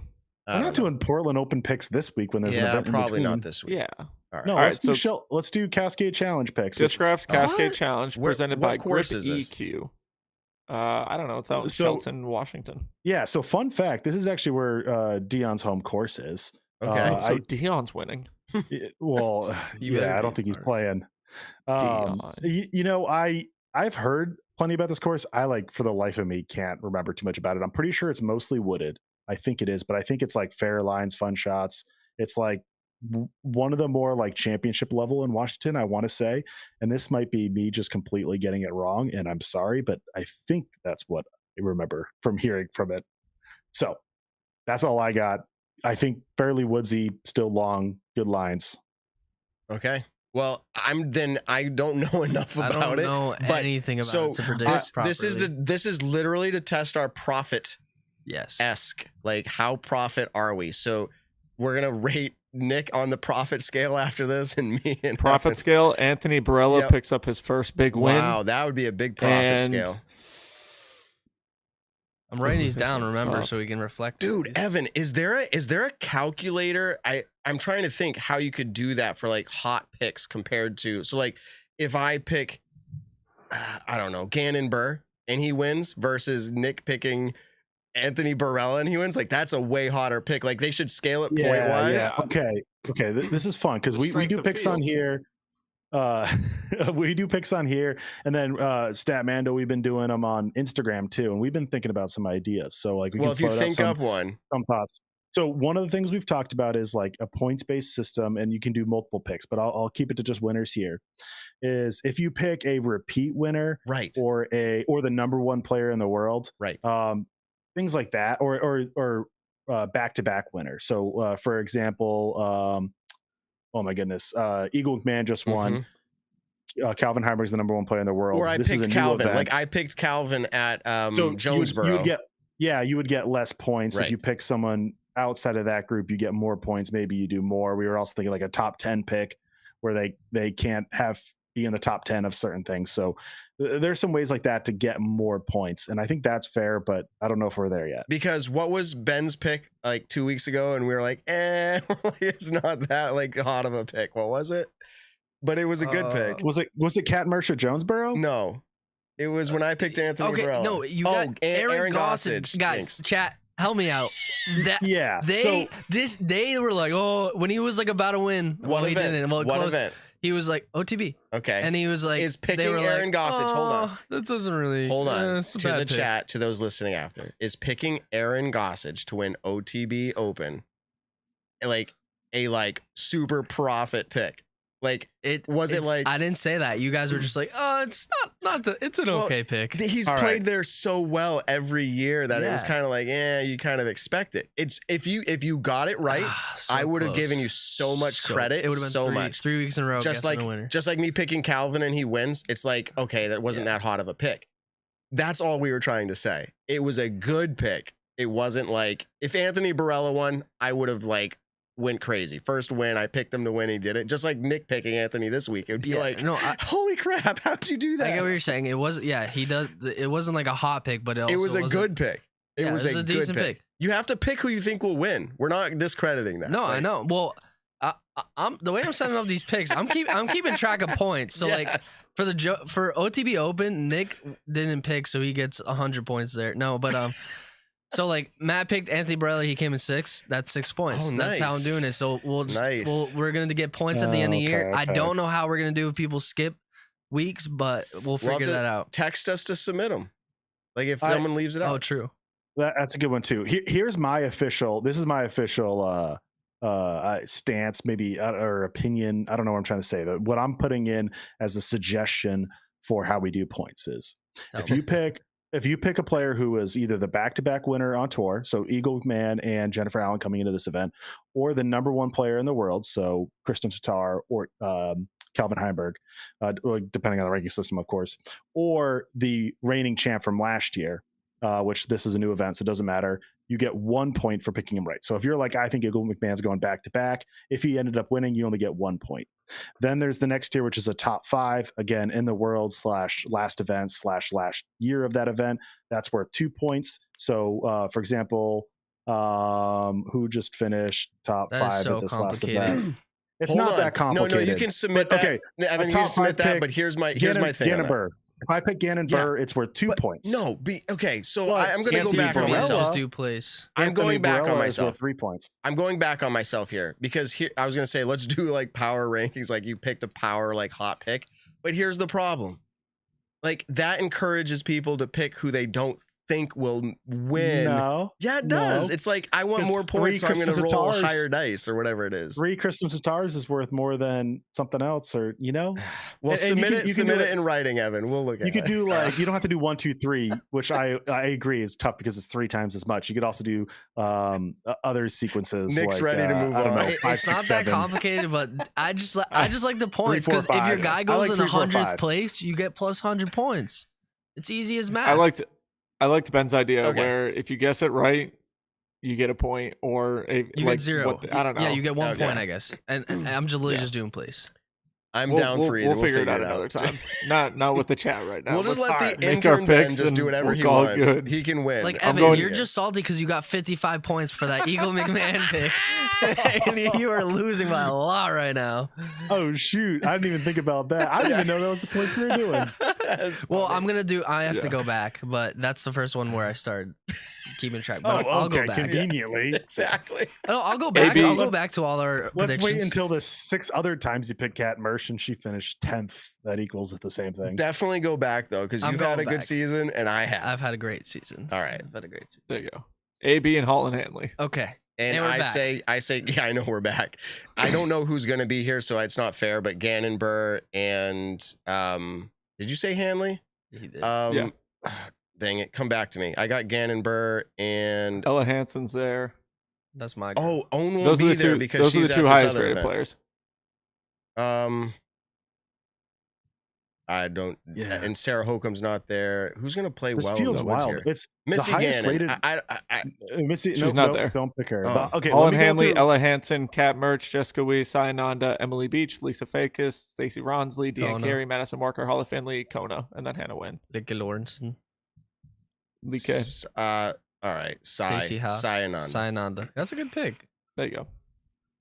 If she wins it, that's a profit pick. I'll say that. All right, go ahead, Evan. Man, I think it's gonna be a Holland versus Ella show. I think that's gonna be exciting. Nick, you picked Holland. Matt, you went Sayananda. Ben, did you pick yet? Nope. All right, you know who I'm going. I'll go FPO wise though. You're going Kat Mersch, so I'll go Ella then. What? I'm going Ella, but we can go both. I don't care. All right, let me go. I picked Kat Mersch was my Arkansas pick, and I feel like it was just so great of a pick that I need to let that be for a little bit. I'm gonna stick with Holland Hanley. What is it? The Steve Falco rule. I was getting into that. I was trying to do something no one else did. I'm gonna stick with Holland Hanley. MPO. Oh man, this is tough. Like I think Gannon Burr is a good pick. Like I feel like it might be like a sneaky like Cole Radallen or Chris Clemens week. Man. I like the Gannon Bear. 81.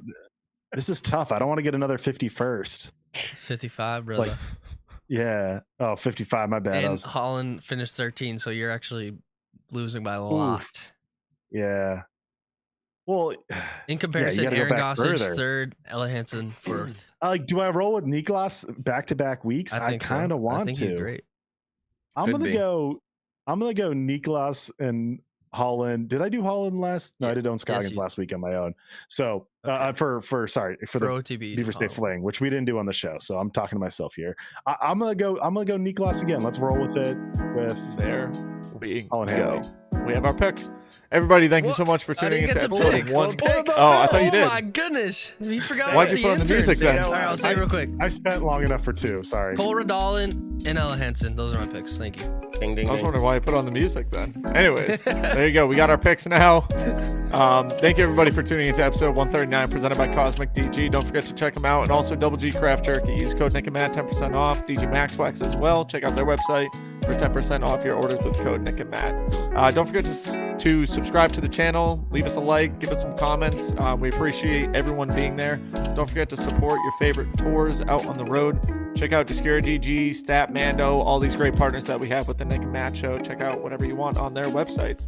So everybody, tell someone you love them this week. We'll catch you in the next one. Thank you for sponsoring this episode, Cosmic Disc Golf. Ben, you're awesome. Nick, you're awesome. Evan, you're awesome. I'll see you Friday, Evan. Let's go. Peace out, everybody. The Nick and Matt Show, a disc golf podcast designed for you, the disc golfer. Find the Nick and Matt Show on your favorite podcast platforms or join the conversation live on YouTube.